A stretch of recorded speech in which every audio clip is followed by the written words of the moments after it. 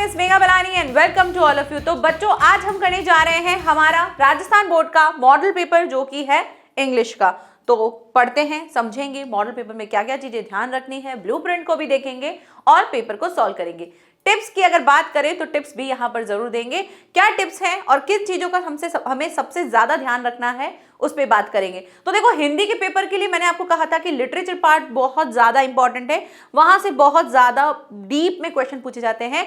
तो वहीं पर इंग्लिश में इतना ज्यादा नहीं है। यहाँ पर आपको अनसीन पैसेज बहुत सारे मिलेंगे, सीन पैसेज भी मिलेंगे, राइटिंग स्किल से रिलेटेड भी मिलेगा, ग्रामर भी बहुत अच्छे से मिलेगी। लेकिन जहां बात करते हैं क्वेश्चन आंसर्स की तो बहुत ही लिमिटेड है, यानी इतना ज्यादा डीप में नहीं है लेकिन वो वाला लेवल नहीं है जो हिंदी में होता है कि आपको इतने सारे क्वेश्चंस मिलेंगे वो सारे के सारे करने हैं। तो वैसी वाली कंडीशन थोड़ी सी कम है, ठीक है। तो इससे आपको थोड़ा सा रिलैक्स हो जाएगा क्योंकि सीन और अनसीन पैसेज मिलेंगे तो वहां से आपको काफी हेल्प हो जाएगी। लेकिन हाँ, यहाँ पर पैसेज जो है थोड़ा अच्छा लेवल का आएगा तो आपको आपके पैसेज की प्रैक्टिस बहुत अच्छे से करनी है। जैसे कि यहाँ पे आपको वर्ड्स मिलेंगे और वहां से सिमिलर वर्ड्स मांगा जाएगा या ऑपोजिट वर्ड्स माना जाएगा, सिनोनिम एंटोनिम से रिलेटेड आपको मिल सकता है। तो ये वाली चीजें अगर हमारे पैसेज में आ जाती हैं तो वहां हमारे मार्क्स कटने के चांसेस हो सकते हैं, क्योंकि कई बार हमको वर्ड का मीनिंग समझ में नहीं आता और उसके अकॉर्डिंग फिर हम पैसेज में उसको आइडेंटिफाई नहीं कर पाते हैं। तो ऐसे आपको पैसेज की प्रैक्टिस बहुत सारी करनी है ताकि आप वहां पर अपने नंबर सिक्योर कर सकें। चलिए शुरू करते हैं और समझते हैं हमारे मॉडल पेपर को। सबसे पहले हम बात कर लेते हैं, यहाँ पर जो ब्लूप्रिंट दिया हुआ है उसको देख लेते हैं कि 3 hours 15 minutes का आपको टाइम मिलेगा।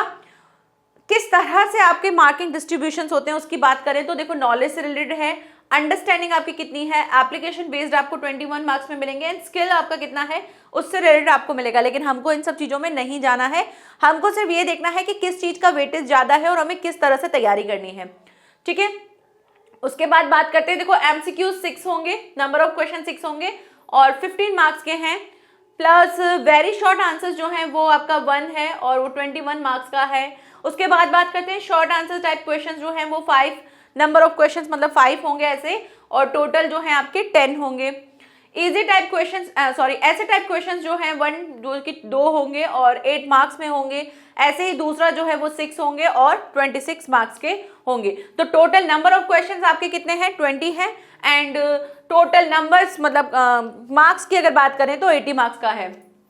इनको इतना ज्यादा ध्यान नहीं देना है। हाँ, ये जरूर ध्यान रख लेना कि एमसीक्यूज हमको 35 मिनट्स में करने हैं, जो हमारे very short answer type question है उनको हमको 45 मिनट्स में कर देना है, ये हमको 20 मिनट्स में कर देना है।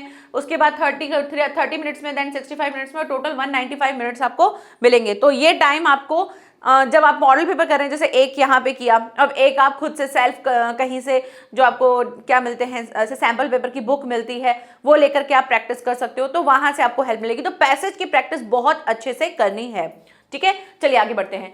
नेक्स्ट, ये सबसे ज्यादा इंपॉर्टेंट है ताकि आप फोकस कर सके अपने सारे वो पॉइंट्स पे जहां जहां पर आपको नंबर्स लेने हैं, ठीक है। तो देखो, सबसे पहले अनसीन पैसेज है जो कि कितने मार्क्स का है, 6 मार्क्स का है। तो अनसीन पैसेज तो हमको किसी भी हालत में सही करना है ही। तो फिर एक आपका सेक्शन ए से आएगा और एक दूसरा आएगा वो 9 मार्क्स का आएगा। तो टोटल 15 मार्क्स है, तो 15 मार्क्स तो हमको लेने ही लेने हैं। इक्का दो जो है कम हो जाता है, वो सिमिलर वर्ड्स और ऑपोजिट में अगर हो जाता है तो ठीक है, मतलब 15 में से तो आपको 15 टारगेट ऐसा करना है कि हमको 15 में से 15 लाने ही हैं अनसीन पैसेज में। उसके बाद आता है लेटर और स्टोरी राइटिंग। इसकी प्रैक्टिस हम कर चुके हैं, तो एक लेटर अच्छे से तैयार कर लेना, स्टोरी अच्छे से तैयार कर लेना और उसको कर सकते हो। तो नेक्स्ट आ जाता है आपका एक वर्बल विजुअल से रिलेटेड आएगा। तो देखो, स्टोरी राइटिंग है वो एक अलग सेक्शन है, फ्री अलग सेक्शन है। फिर विजुअल जो है उसमें से एक तो आपको कोई पिक्चर दी जाएगी या फिर कोई एक टॉपिक दिया जाएगा, दोनों में से एक पे करना है। तो पैराग्राफ राइटिंग है, 60 वर्ड्स लिखा हुआ है, बट मार्क्स के अकॉर्डिंग आपको एटलीस्ट 1.5 पेज तो लिखना ही लिखना है। नेक्स्ट बात करते हैं टेंस। तो टेंस आएगा, टेंस में आपका सारा वो आएगा जो करेक्ट फॉर्म ऑफ वर्ब जो हमने करी थी वो अच्छे से आपको टॉपिक अच्छे से करके जाना है, क्योंकि वहां से क्वेश्चंस आएंगे, ठीक है, 4 मार्क्स के होंगे। उसके बाद बात करते हैं रिपोर्टेड स्पीच, 2 मार्क्स का आएगा, डायरेक्ट क्वेश्चन आएगा रिपोर्टेड स्पीच का, कोई एमसीक्यूज बेस नहीं होगा, 2 क्वेश्चंस होंगे उनको आपको सॉल्व करना है। तो रिपोर्टेड स्पीच अच्छे से करना है। फिर आता है कंजंक्शन, जो हमने किया हुआ है, कंजंक्शन आपको साइड में दिया होगा और उसको आपको फिट करना होगा आपके दो सेंटेंस को कंबाइन करने के लिए।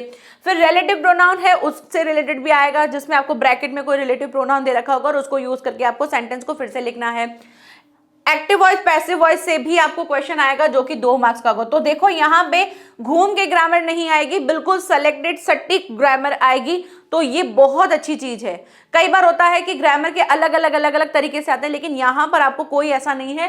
टेंस अच्छे से आता है 4 मार्क्स हो जाएगा, रिपोर्टेड स्पीच आता है तो 2 मार्क्स हो जाएगा। तो इन सबको मिला लो, कितना हो गया, 4 और 2 है ना ये, हाँ 4 और 2 6, 6 और 3 9, 9 और 2 11, 11 और 2 12, 13, 13 और ये 2 और हो जाएंगे, 15 हो जाएंगे।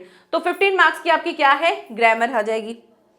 क्लियर? तो ये फ्रेमिंग क्वेश्चन और क्वेश्चन टैग ये दोनों आएंगे, ये दोनों अच्छे से आपको करने हैं। नेक्स्ट बात करते हैं सेक्शन डी, जिसमें टेक्स्ट बुक से रिलेटेड आएगा और इसमें क्या आएगा, फर्स्ट फ्लाइट से एक पैसेज आएगा यानी सीन पैसेज आएगा, फिर दूसरा आएगा एक और फर्स्ट फ्लाइट से ही वो भी सीन पैसेज आएगा। तो 2 पैसेज फिर यहाँ आ गए, तो 6 और 6 कितना हुआ, 12 मार्क्स का फिर और हो गया। 15 और 12 सोचो कितनी बड़ी बात है। 27 का तो आपका पैसेज ही पैसेज आ गया और पैसेज को अगर अच्छे से कर लिया, इक्का जो कम हो गया, तो 25 तो आपके क्वेश्चन यहीं से आ जाएंगे। फिर अगर ग्रामर अच्छे से कर ली तो 15 वहां से आ जाएंगे, तो यहाँ पर कंप्लीट हो जाते हैं आपके 40 मार्क्स तो यहीं पे कंप्लीट हो गए।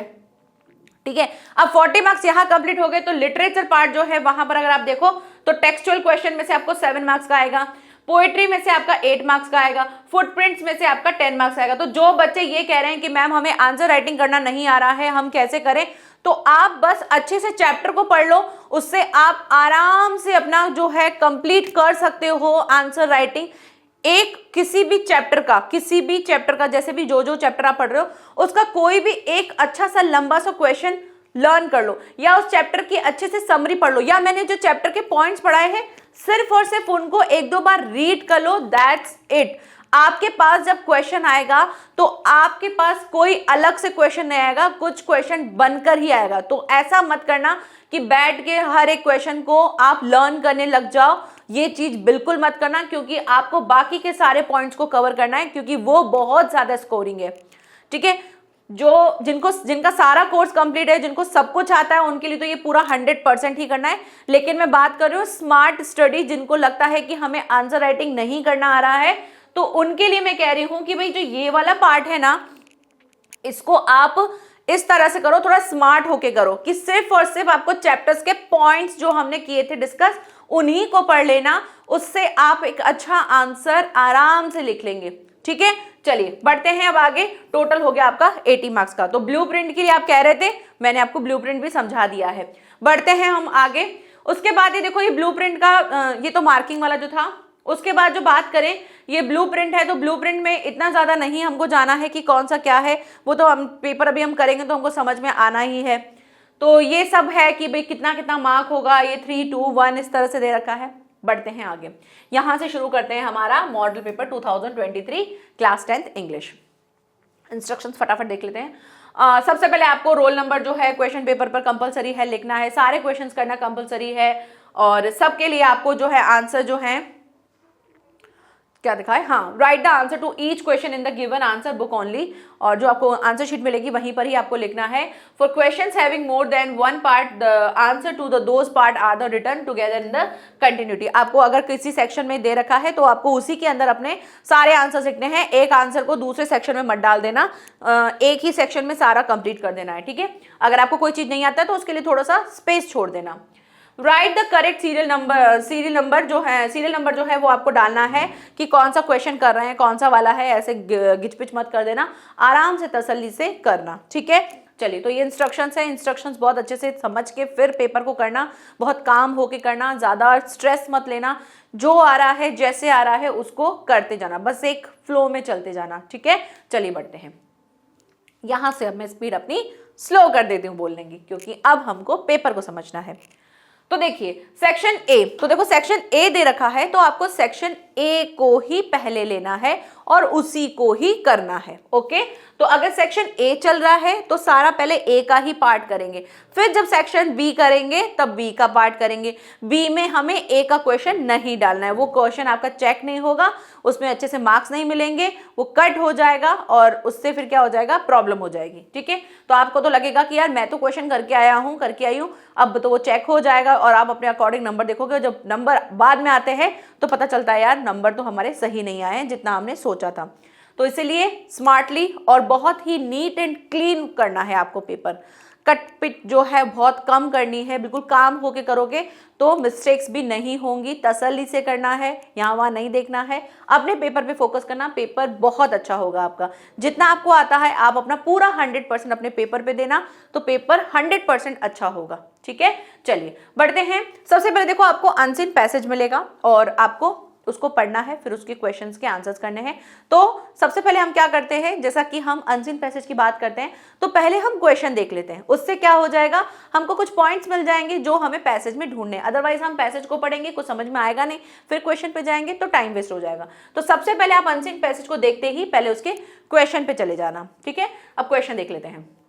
What is not unusual to see these days? क्या नहीं देखते हैं हम आजकल? तो listening to music, using electronic gadgets, both A and B and none. तो आप ये वाला वर्ड जो है इसको हाईलाइट कर लो। ठीक है, नेक्स्ट है people are regardless of risk involved. Risk involve ये देखेंगे हम कहाँ पर है, तो इसके ऑप्शन भी एक बार पढ़ ही लो। On busy roads, travelling on public transport, both A and B and none. Why do the people take risk? लोग जो हैं रिस्क क्यों लेते हैं, तो रिस्क वाली बात देखेंगे। नेक्स्ट है what leads to tragicomic situation। ठीक है, ट्रेजिकॉमिक सिचुएशन मतलब कि किसी अस्पष्ट सिचुएशन में जब आप फंस जाते हो, उस चीज को बात कर रहे हैं। तो ऐसी सिचुएशन, तो ये वाला वर्ड तो देखो बिल्कुल अलग ही दिख रहा है, तो हमको इसको पैसेज में देखना है। Next, right similar word of the following from the passage. इस सिमिलर वर्ड का मीनिंग जो है हमको पैसेज में ढूंढना है। क्या दे रखा है, सरप्राइज्ड। ठीक है, तो सरप्राइज मतलब कि आश्चर्यचकित हो जाना। राइट ऑपोजिट वर्ड, अब ध्यान रखना इन चीजों को, सिमिलर वर्ड ध्यान रखना किसका, इसका। ऑपोजिट वर्ड ध्यान रखना है, यानी कि उल्टा वर्ड ध्यान रखना है किसका, हॉट का। तो कुछ तो इजी आ ही गया है, हॉट का हम आराम से। और आपको ऐसा वर्ड मिलेगा कि जिसको आप मतलब आप जानते होंगे, यानी ऐसा नहीं होगा कि बिल्कुल अलग होगा जिसको आप पहचानते ही नहीं होंगे, ऐसा नहीं होगा। वो वर्ड ऐसा होगा जिससे आप जिसको आप जानते होंगे, ऐसे अलग से कुछ नहीं होगा। ठीक है, चलिए अब कुछ कुछ चीजें समझ में आ गई, अब जाते हैं हम हमारे पैसेज पे। अब यहां से देखते हैं पैसेज में, तो देखो पैसेज को पढ़ ही लेते हैं एक बार ताकि हमें सारी चीजें समझ में आ जाए। तो अब फटाफट से पैसेज को पढ़ना है। These days it is not unusual to see people listening to music or using their electronic gadgets. तो देखो यहाँ पर अनयूजुअल जो हम वर्ड कह रहे थे वो हमको यहाँ मिल गया है, और इलेक्ट्रिक गैजेट्स जो हैं उनके लिए बात कर रहे हैं। while crossing busy roads and traveling on public transports, regardless, ये regardless वर्ड भी हमने देखा था। of the risk involved, ये वर्ड भी हमने देखा ही था। I have often wondered why they take such risk. ठीक है, मैं बहुत ज़्यादा वंडर्ड हूँ, आश्चर्यचकित वाला ही बात है वही कह रहे हैं कि अक्सर मैं जो है आश्चर्य पड़ जाता हूँ, देखता हूँ कि लोग ऐसी रिस्क क्यों लेते हैं। It is because they want to exude a sense of independence. क्या करना चाहते हैं, वो ये सोचते हैं किसमें, एक्सूड मतलब होता है एक खुमारी टाइप की होती, किसकी, इंडिपेंडेंट की, कि हम जो है वो आज़ाद हैं। It is that they want to tell the world to stop bothering them. और वो क्या कहना चाहते होंगे कि भाई लोग जो है हमको परेशान करना बंद कर दें। और is it that they just want to show how cool they are. यहाँ पे किसके बारे में बात कर रहे हैं, यहाँ पे बात कर रहे हैं कि जो लोग होते हैं अक्सर आजकल क्या कर रहे हैं, ईयरफोन जो हैं और इस तरह से म्यूजिक सुनते रहते हैं, और देखते हैं हम कि वो किस तरह से दिखाते हैं, वो ऐसे दिखाते हैं कि हम बहुत आज़ाद हैं और कोई हमको बॉदर क्यों करे, और इसके लिए वो सारा टाइम इसी चीज़ में इन्वॉल्व रहते हैं और कई बार क्या हो जाते हैं, वो रिस्क में आ जाते हैं। लेकिन हमको ऐसे अनसीन पैसेज को बैठ के समझ के नहीं पढ़ना है, हमको सिर्फ अपने आंसर को फाइंड करना है और उसके लिए बस एक अंडरस्टैंडिंग बिठानी है कि पैसेज में क्या कहा जा रहा है। Whether it is workman and executive, चाहे फिर एक वर्कमैन हो चाहे एग्जीक्यूटिव हो, हर कोई जो है क्या करता है, ईयरफोन्स जो है उनको लेकर के चलता है, और वो उनके लिए क्या हो गया है, इनसेपरेबल पार्ट, यानी कि बहुत ज्यादा इंपॉर्टेंट, ना टूटने वाला, ना खत्म होने वाला ऐसा इंपॉर्टेंट चीज हो गया है उनकी लाइफ का कि sometimes even leading to tragicomic situation. तो इससे क्या हो जाता है, वो कई बार जो है बहुत सारी समस्याओं वाली चीजों में फंस जाते हैं, इस तरह की समस्याओं में फंस जाते हैं, या इसे कहें कि दुखद स्थिति में होते हैं। तो यहाँ पे समझ लिया है, पैसेज पढ़ लिया है, अब देख लेते हैं। तो देखो यहाँ पे क्या है, what is not unusual see these days, कि क्या नहीं देखते हैं। तो listening to music and using electronic gadgets दोनों ही था। यस, लिसनिंग म्यूजिक और यूजिंग देयर इलेक्ट्रिक गैजेट्स, बात सही है, दोनों ही हैं। तो भी देखो ए भी है, बी भी है, so option C both A and B answer जो है वो करेक्ट हो जाएगा। तो हमको सारे ऑप्शंस जरूर पढ़ने हैं। नेक्स्ट है, people are regardless of risk involve, क्या क्या कर रहे हैं, on busy roads, travelling on public transport, both A and B and none. तो बिजी रोड्स भी पढ़ा था हमने, ये रहा, and travelling on public transport ये भी हमने पढ़ा था, दोनों ही थे। सो आंसर हो जाएगा बोथ ए एंड बी, ठीक है। तो C is the right answer.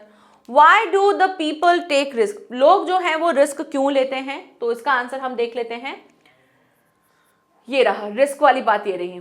They take such risk, क्यों, बिकॉज से यहां से आंसर दे रखा है, तो इसको हम थोड़ा सा एक अलग कलर से हाईलाइट कर लेते हैं। तो आप क्या लिखेंगे, आप यहाँ लिखेंगे the people take risk because, तो बिकॉज से हम यहाँ पे ये रहा answer, because they want to exude a sense of independence or it is they want to tell the world to stop bothering them, ठीक है। ओके, तो ये हो गया हमारा किसका आंसर, आई थिंक थर्ड था ना, यस, तो ये 3 का आंसर हो गया।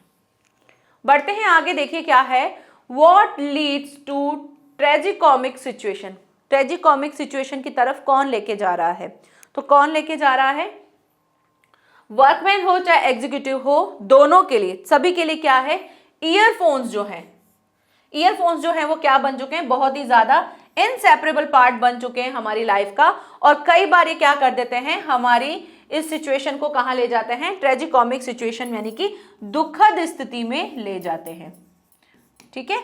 तो यहां से आप इस आंसर को यहां से लिखना, earphones have become an inseparable part of our lives, sometimes even leading to tragicomic situation। तो ये हो गया हमारा किसका आंसर, 4th का आंसर, ठीक है।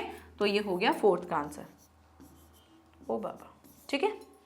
नेक्स्ट क्या है, नेक्स्ट दे रखा है सिमिलर वर्ड, सरप्राइज का। तो ये तो मैंने पढ़ते पढ़ते ही आपको बता दिया कि सरप्राइज का सिमिलर वर्ड क्या हो जाएगा, ये रहा वंडर्ड, ठीक है। सरप्राइज मतलब आश्चर्य, और हम भी ये कह रहे हैं कि हम अक्सर सोच में पड़ जाते हैं, है ना, कि भाई लोग जो है इतनी रिस्क क्यों लेते हैं।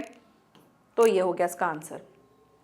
नेक्स्ट है ऑपोजिट वर्ड्स, हॉट का तो आपको इजीली दिख ही जाएगा, हॉट मतलब गर्म होता है, और ये कूल ये रहा, ठीक है। तो ये हो गया आपका 5 एंड दिस वन इज 6, ठीक है। सो इसका यहीं पे चाहो तो लिख भी सकते हो, यहाँ पे भी, यहाँ लिख दो, ठीक है, और इसका कूल। ओके, तो यहाँ पर कंप्लीट होते हैं हमारे 1 2 3 4 5 6 मार्क्स जो हैं वो कंप्लीट हो जाते हैं। बढ़ते हैं आगे हम नेक्स्ट पैसेज की ओर और देख लेते हैं नेक्स्ट पैसेज। नेक्स्ट पैसेज थोड़ा सा बड़ा है ना, एक ही रहा, इसको पूरा पढ़ना भी है ना, लेकिन हम पहले क्या करेंगे, पहले हम क्वेश्चंस देख लेंगे और वहाँ से देखेंगे कि क्या क्या चीज़ें देखनी है। तो सबसे पहले देखो, मार्वलस एडवेंचर। मार्वलस मतलब होता है मस्त, बढ़िया, मार्वलस, वाह वाह वाला, शानदार जिसको हम कहते हैं। तो adventure of for a child will be, क्या होता है मार्वलस एडवेंचर बच्चों के लिए, his first visit to zoo, his first visit to play school, his first visit to sea side, और डी दे रखा है his first visit to garden. तो हमको ये मार्वलस एडवेंचर ढूंढना है और इससे रिलेटेड हमको आंसर देखना है। नेक्स्ट दे रखा है when a young man starts to earn his own living he becomes free from. तो यंग मैन का लिविंग कुछ देखना होगा, देख लेंगे। नेक्स्ट आता है with dash should come wisdom and the ability to help others with advice wisely. कौन सी जो है, कब हो जाते हैं हम बुद्धि वाले और हम योग्य हो जाते हैं दूसरों की हेल्प करने के लिए। तो यहाँ पे youth age, old age, childhood, middle age कुछ दे रखा है, पैसेज में देखेंगे। हम अपनी बुद्धि नहीं लगाएंगे, हम पैसेज के थ्रू ही इस चीज को करेंगे। तो यहाँ पे विजडम और एबिलिटी वाली बात देखनी है। आगे बढ़ते हैं, यहाँ पे और बहुत सारे क्वेश्चन, क्योंकि 9 मार्क्स का है तो क्वेश्चन भी ज्यादा होंगे। नेक्स्ट है what happens if a child has good parents. अगर गुड पेरेंट्स होंगे चाइल्ड के तो क्या होगा, देखेंगे पैसेज में। तो गुड पेरेंट्स हमको देखना है। Why a child is not perfectly happy. बच्चा जो है वो परफेक्टली हैप्पी नहीं होता है, किसी एक रीजन को आपको लिखना है, ठीक है। Which age has always been thought of as the worst age to be. कौन सी एज जो है वो हम हमेशा ये सोचते हैं कि सबसे बुरी एज होती है, देखेंगे। नेक्स्ट है what will happen when a youth breaks the laws of society. क्या होता है जब यूथ जो है लॉज ऑफ सोसाइटी को ब्रेक कर देता है, मतलब समाज के जो नियम है उनको ब्रेक करता है, तो क्या होता है। हमें अपना नहीं लगाना है, हमको पैसेज को देख करके उसको वहां से आंसर निकालने हैं। नेक्स्ट पूछा है सिमिलर वर्ड बताना है अमेजिंग का। सिमिलर मतलब कि सेम, वैसा का वैसा वर्ड, सिनोनिम, ठीक है, सेम वर्ड्स। नेक्स्ट बात करते हैं ऑपोजिट वर्ड, जिसको हम कहते हैं एंटोनिम्स। तो ये इनसैनिटी का मतलब क्या होता है उसके अनुसार हमको लिखना। तो देखो इनसैनिटी का मतलब होता है जो पागल सा होता है, पागलपन का टाइप होता है, जिसमें कम बुद्धि होती है, ठीक है, तो उसको हम पागलपन कहते हैं। बोलते हैं ना ये बहुत ज्यादा सेंसिटिव है, तो मतलब जिसको अच्छी समझ होती है। जो इनसेंसिटिव, अब आपको देखो ये वर्ड का मतलब हो सकता है नहीं पता हो इनसैनिटी का मतलब, लेकिन हमको ये पता है ना सेंसिटिविटी, ये बहुत ज्यादा सेंसिटिव है, इसका मतलब पता है कि यार बहुत ज्यादा जो सोच कर इन चीजों को करता है वो होगा, और जो नहीं सोचता है तो मतलब नेगेटिव है। तो ऐसा नहीं सोचने वाला जिसको खुद की समझ ही नहीं है, कुछ पता ही नहीं है, किसी के बारे में पता ही नहीं है, तो वो हो जाएगा इंसैनिटी। और इसी से रिलेटेड उल्टा क्या होगा, जिसको समझ होगी, जो अच्छे से समझता होगा, वो वाली बात आएगी। तो वो देखेंगे हम पैसेज में कहाँ है। चलिए बढ़ते हैं। और अमेजिंग मतलब बहुत शानदार, बढ़िया। तो अमेजिंग का जैसे कि हम देख लेंगे क्या होगा। चलिए बढ़ते हैं। अब देखते हैं फटाफट एमसीक्यू। सबसे पहले पढ़ लेते हैं एक बार पैसेज को। Childhood is a time when there are few responsibilities to make life difficult. Childhood जो है वो बहुत ज्यादा वो वाला टाइम होता है जब हमारे पास क्या आ जाती है, कुछ जिम्मेदारी आ जाती हैं और उससे हमारी लाइफ जो है डिफिकल्ट हो जाती है। इफ अ चाइल्ड, बचपन की बात कर रहे हैं। इफ अ चाइल्ड, अगर चाइल्ड जो है उसके पास क्या हो, गुड पेरेंट्स हो, तो आ गया ना, गुड पेरेंट्स वाला हमने देखा था यहां पर, कहां था, ये रहा।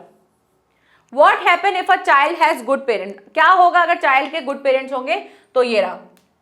तो यहां से लिखना if a child has good parents, he is fed, looked after, मतलब उसको खिलाते पिलाते हैं, फिर उस बच्चे को उसकी देखभाल करते हैं, and loved, and whatever he may do.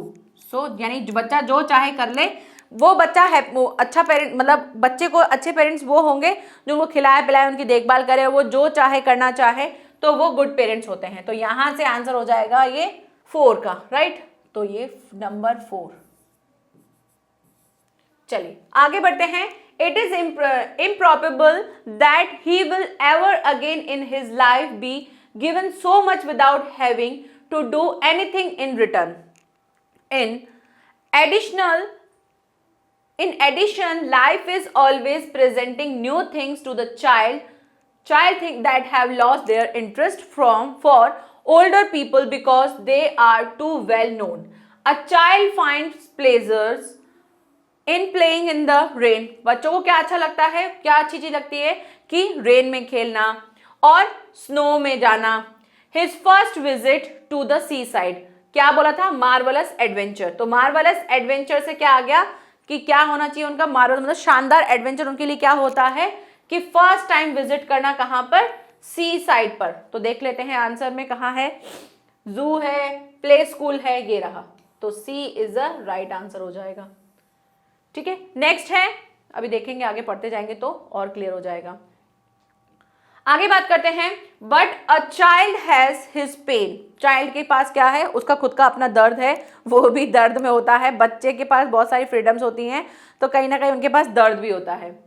He is not so free to do as he wishes as he thinks older people are.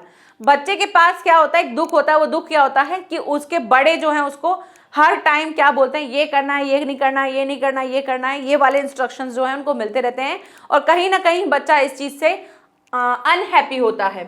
He is continuously being told not to do things and being punish जो है तुमको punish किया जाएगा for what they have done wrong, अगर उसने कुछ भी wrong किया तो उसको पनिश किया जाएगा। और ये चीजें हम बोलते हैं, मैं भी बोलती हूँ अपने बच्चे को, तो ऐसा हम करते हैं। तो इससे क्या है, इससे बच्चा खुश नहीं होता है कि यार सारा टाइम बस इंस्ट्रक्शन दिया जा रहा है, ये नहीं करो, जल्दी सो जाओ, पढ़ाई करनी है, नहीं पढ़ाई करोगे तो वहां नहीं लेके जाऊंगी, ऐसे नहीं करूंगी, करते ना।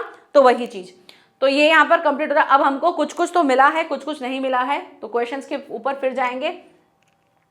नेक्स्ट अब एक बार पढ़ ही लेते हैं। When the young man starts to earn his own living, जब मैन जो है वो खुद से अपनी लिविंग खुद से करने लगता है, he becomes free from the discipline, schools and parents। लो मिल गया, यंग मैन वाली लाइन मिल रही थी ना, तो यंग मैन वाली लाइन क्या है, young man starts earn his own living, he becomes free from discipline of school, ये लाइन आई है। पेरेंट्स, ये भी लाइन आई है कि जब इंसान बड़ा हो जाता है तो उसको स्कूल का डिसिप्लिन जो है वो भी खत्म हो जाता है और पेरेंट्स का भी खत्म हो जाता है। तो both A and B is a right answer. Next जो है इसके लिए पहले फिर पैसेज पे जाते हैं, आगे पढ़ते जाते हैं। But the same time he force to accept responsibilities, but साथ ही साथ उनको रिस्पॉन्सिबिलिटीज भी आ जाती है। भाई डिसिप्लिन से और इन पेरेंट्स से तो खत्म हो जाता है, लेकिन फिर जिम्मेदारियां आ जाती हैं। He can no longer expect other to pay for his food, फिर उसको क्या है, वो एक्सपेक्ट नहीं करता कि कोई उसके फूड के लिए पे करेगा, अब उसको खुद को कमाना होता है उसके फूड के लिए, उसके क्लोथ्स के लिए, उसके रूम के लिए। But he has to work if he wants to live comfortably, और उसको क्या करना होगा, काम करना होगा अगर उसको आराम से जिंदगी जीनी है तो। If he spends most of his time playing about the new way and the used to as a child, अगर वो बहुत ज्यादा अपना टाइम जो है खेलने में एज अ बच्चे की तरह अपना टाइम वेस्ट करेगा, he will go hungry, फिर वो क्या हो जाएगा, भूखा मर जाएगा। And if he breaks the laws of the society, ये वर्ड भी हमने कहीं पढ़ा था कि अगर वो laws of the society जो है उसको ब्रेक करेगा, as he used to break the laws of his parents, he may go to prison, क्या हो जाएगा, फिर वो जेल, मतलब प्रिजन यानी कि जेल हो जाएगा। तो ये वाला वर्ड हमने कहाँ देखा था, ये रहा। What will happen when a youth breaks the laws of society, तो लिखना when a youth breaks the laws of society, फिर उसके बाद लिख देना ये रहा, he may go to prison। ठीक है, ये आंसर मैं यहां लिख देती हूं, he may go to prison। Alright, तो ये यहां पर इसका आंसर कंप्लीट होता है 7th का। आगे बढ़ते हैं, नेक्स्ट देखते जाते हैं और भी क्या क्या मिलता जा रहा है। देखो 2 हमने क्वेश्चन यहां कर लिए, इसको अभी हमको करना है, देखेंगे। नेक्स्ट है, if however he works hard, अगर वो वर्क हार्ड करता है, keeps out of the troubles, तो वो अपनी ट्रबल्स को दूर कर देगा, अच्छी हेल्थ होगी। He can have the great happiness of seeing himself to make study progress, एक लगातार प्रोग्रेस जो है उसकी चल रही होगी उसकी जॉब में, और building up his own position जो है सोसाइटी में वो हो जाएगी। Old age has always been thought of as worst age to be but it is not necessary for the old to be unhappy. With the old age should come wisdom and ability to help others with advice wisely. तो ये वाला हमने line कहीं पढ़ा था MCQs में ही, ये रहा, with dash should come wisdom and ability, तो ये रहा wisdom और ability के लिए क्या है, old age, तो यहीं पर हमारा आंसर हो जाएगा ऑप्शन बी, old age। ठीक है, अब यहाँ तो ये तो सारे हमने कवर कर लिए, पैसेज भी हमारा कंप्लीट हो गया। अब हम देखते जाते हैं कि कौन कौन सा हमारा नहीं हुआ। तो देखो 4th हमने कंप्लीट कर ही लिया है। उसके बाद बात करते हैं ये वाला, why a child is not perfectly happy, write any one reason। तो आप यहाँ पे इसका आंसर लिख सकते हो। इसका आंसर आप ये लिखेंगे, कहोगे इसका, यहाँ से लिखना इसके क्वेश्चन में से, a child is not perfectly happy because, ठीक है, बिकॉज के बाद वापस से आप यहां जाना, because he is not so free to do as he wishes as he thinks older people are, he is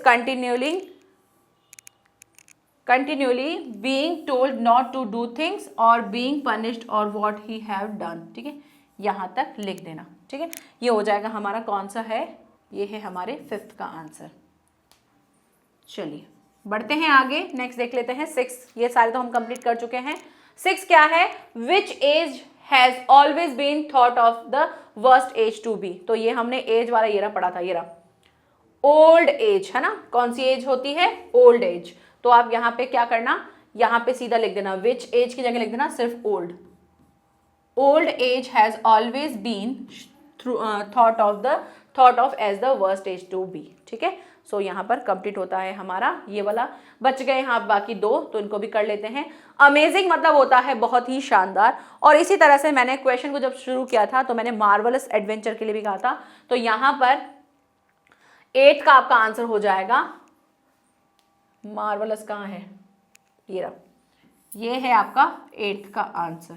ठीक है, ठीक है, मार्वलस मीन्स बहुत शानदार, और अमेजिंग मतलब भी यही होता है। नेक्स्ट आता है, बात करते हैं इंसैनिटी, तो उसका मतलब होता है पागलपन, जिसमें कम बुद्धि होती है। तो इसका आप अगर देखेंगे तो विजडम। ठीक है, विजडम मतलब होता है बहुत बुद्धि होती है जिसके अंदर, तो इसका हो जाएगा विजडम।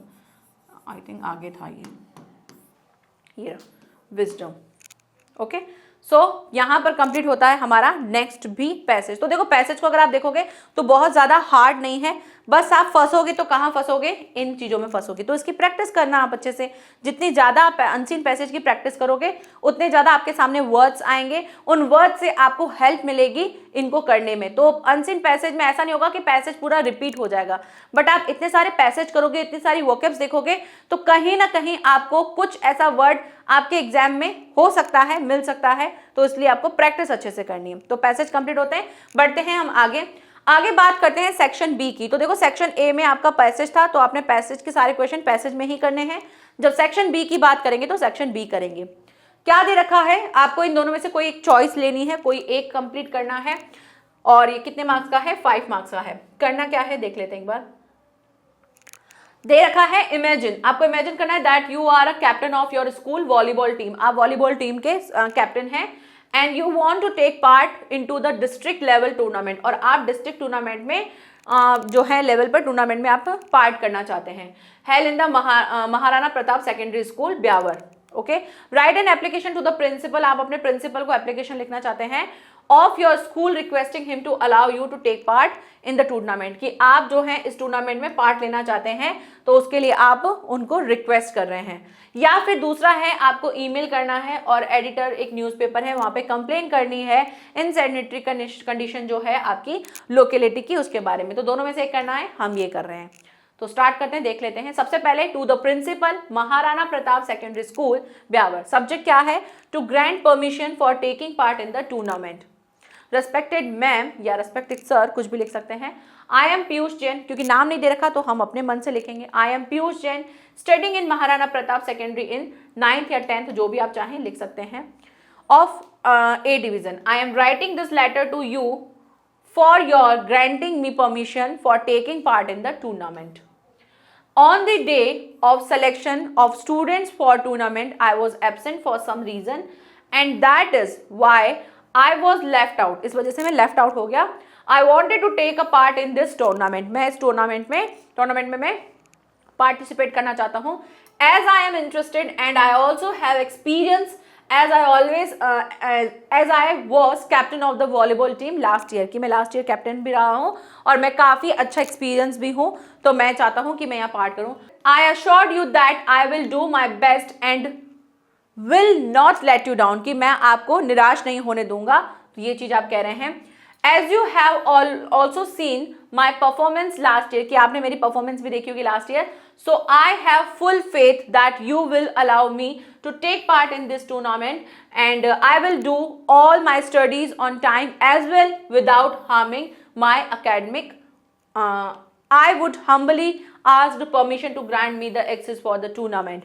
तो देखो यहाँ पर अब अगर आप प्रिंसिपल को लिख रहे हो तो क्या बताओगे, उनको कन्विंस करोगे भी, देखो मैं लास्ट ईयर भी था कैप्टन, अभी भी मैं बनना चाहता हूँ और मैं अपनी स्टडी पे कोई भी हार्म नहीं होने दूंगा, मैं अपनी स्टडीज़ को जो है कंटिन्यू रखूंगा, उसमें किसी भी तरह की कोई प्रॉब्लम नहीं आएगी, मेरा परफॉर्मेंस हमेशा अच्छा रहेगा। जब आप इस तरह से सामने प्रिंसिपल को जब भरोसा दिलाओगे तभी वो आपको परमिशन देंगे। तो ऐसे वर्ड्स हमको डालने होते हैं कि हम आपको कभी भी लेट डाउन नहीं करेंगे। ओके, फिर I hope you will look up for this matter, कि आप इस मैटर पे आप जरूर ध्यान देंगी। थैंकिंग फॉर योर एंटिसिपेशन, और लास्ट में लिख देना with regards Piyush Jain. Okay, या योर ऑबिडेंटली करके लिख देना। ठीक है, यहाँ पे ये लिख देना। ओके, चलो यहाँ पे कंप्लीट होता है हमारा लेटर। बढ़ते हैं सेक्शन में ही आगे की तरफ और क्वेश्चन नंबर 4 को देख लेते हैं। यहाँ पे आपको स्टोरी दे रखी है और कोई दोनों में से कोई एक करनी है, आप कोई भी कर सकते हैं। स्टार्ट करते हैं। अब देखो, a good boy fall in bad company. एक गुड बॉय जो था, अच्छा बच्चा था, वो एक गलत संगति में पड़ जाता है। और यहाँ पर आपको स्टोरी में सबसे अट्रैक्टिव एक टाइटल लिखना होगा और उसके बाद आपको स्टोरी लिखनी है, उसके बाद आपको एक मॉरल भी लिखना है, ठीक है। तो बैड कंपनी में आ जाता है, फिर डिसओबे करने लग जाता है अपने फादर की एडवाइस को, फिर all in vain and decided to teach a lesson. फिर वो सोचते हैं कि इसको एक लेसन सिखाना है, तो वो लेसन सिखाने के लिए करता है, बहुत सारे एप्पल्स लेके आता है और उनको अलमीरा में रख देता है और नोटिस करता है कि एक एप्पल जो है उसमें सड़ा हुआ होता है। नेक्स्ट डे जब देखता है तो सारे ही एप्पल क्या हो जाते हैं, सड़ जाते हैं। और उसके बाद उसको समझ में आ जाता है कि गलत संगति में रहते हुए हम भी कभी ना कभी गलत काम कर ही लेते हैं, ठीक है। तो इस तरह की स्टोरी समझ में आ गई तो आप आराम से कर सकते हो। नेक्स्ट ये है अ थीफ कॉट। एक चोर जो है पकड़ा जाता है, brought before the king and the king order him to. King कहता है कि इसको फांसी पे चढ़ा दो। तो थीफ जो होता है बहुत ज्यादा क्लेवर होता है और कहता है अब से है, वहां पर आपको पास यूज करना है। चोर कहता है कि मेरे पास सीक्रेट है और मैं जो है, मेरे पास एक गोल्डन फ्रूट है, और किंग जो है वो इंटरेस्टेड हो जाता है। थीफ जो है वो प्रिपेयर करने लग जाता है और स्मॉल पेटल से गोल्ड करके बना देता है और उसके बाद किंग को कहता है कि मैं कभी भी चोरी नहीं करूंगा। इस तरह की चीजें जो है, एक क्लेवर थीफ जो है वो एक किंग को बुद्धू बनाता है। तो इससे रिलेटेड है। तो देखो ये वाला आई थिंक आप थोड़ा सा कर पाओगे। इस वाले में अगर आपकी स्टोरी नहीं पता होगी आपको तो आप शायद नहीं कर पाओगे। तो ये देखो, अगर आप पेपर देखोगे और यही अगर आपका फाइनल पेपर है तो आई थिंक कि 90% ये वाली स्टोरी ही चूज करेंगे, क्योंकि यहाँ हमने ये सीखी है, कहीं ना कहीं हमने ये चीज समझी है कि एक के साथ गेहूं के साथ गुण भी पिसता है, बोलते ना। तो वो वाली चीज जो है होता ही है कि भाई सारे गंदे लोग हैं तो उनमें एक अच्छा हुआ तो वो भी गंदा ही कहलाता है। बुरी संगति जो होती है वो हो ही जाती है, सबका नाम आ जाता है उसमें। तो ये वाली चीज हमको समझ में आती है। तो 90% बच्चे यही पिक करने वाले हैं। तो उसी तरह से पेपर भी आप ये देखोगे कि पेपर ऐसा आएगा कि जिसमें ऐसा नहीं होगा कि आपने कभी कुछ पढ़ा ही नहीं है और उधर से कोई ऐसी अजीब सी स्टोरी आ जाएगी, ऐसा नहीं होगा। कहीं ना कहीं आपने उसको पढ़ रखा होगा। अब इसमें देखो, यहीं से ही आप इसका टाइटल भी लिख सकते हो, बैड कंपनी, और यहाँ पे आप क्लेवर थीफ लिख सकते हो एंड किंग लिख सकते हो।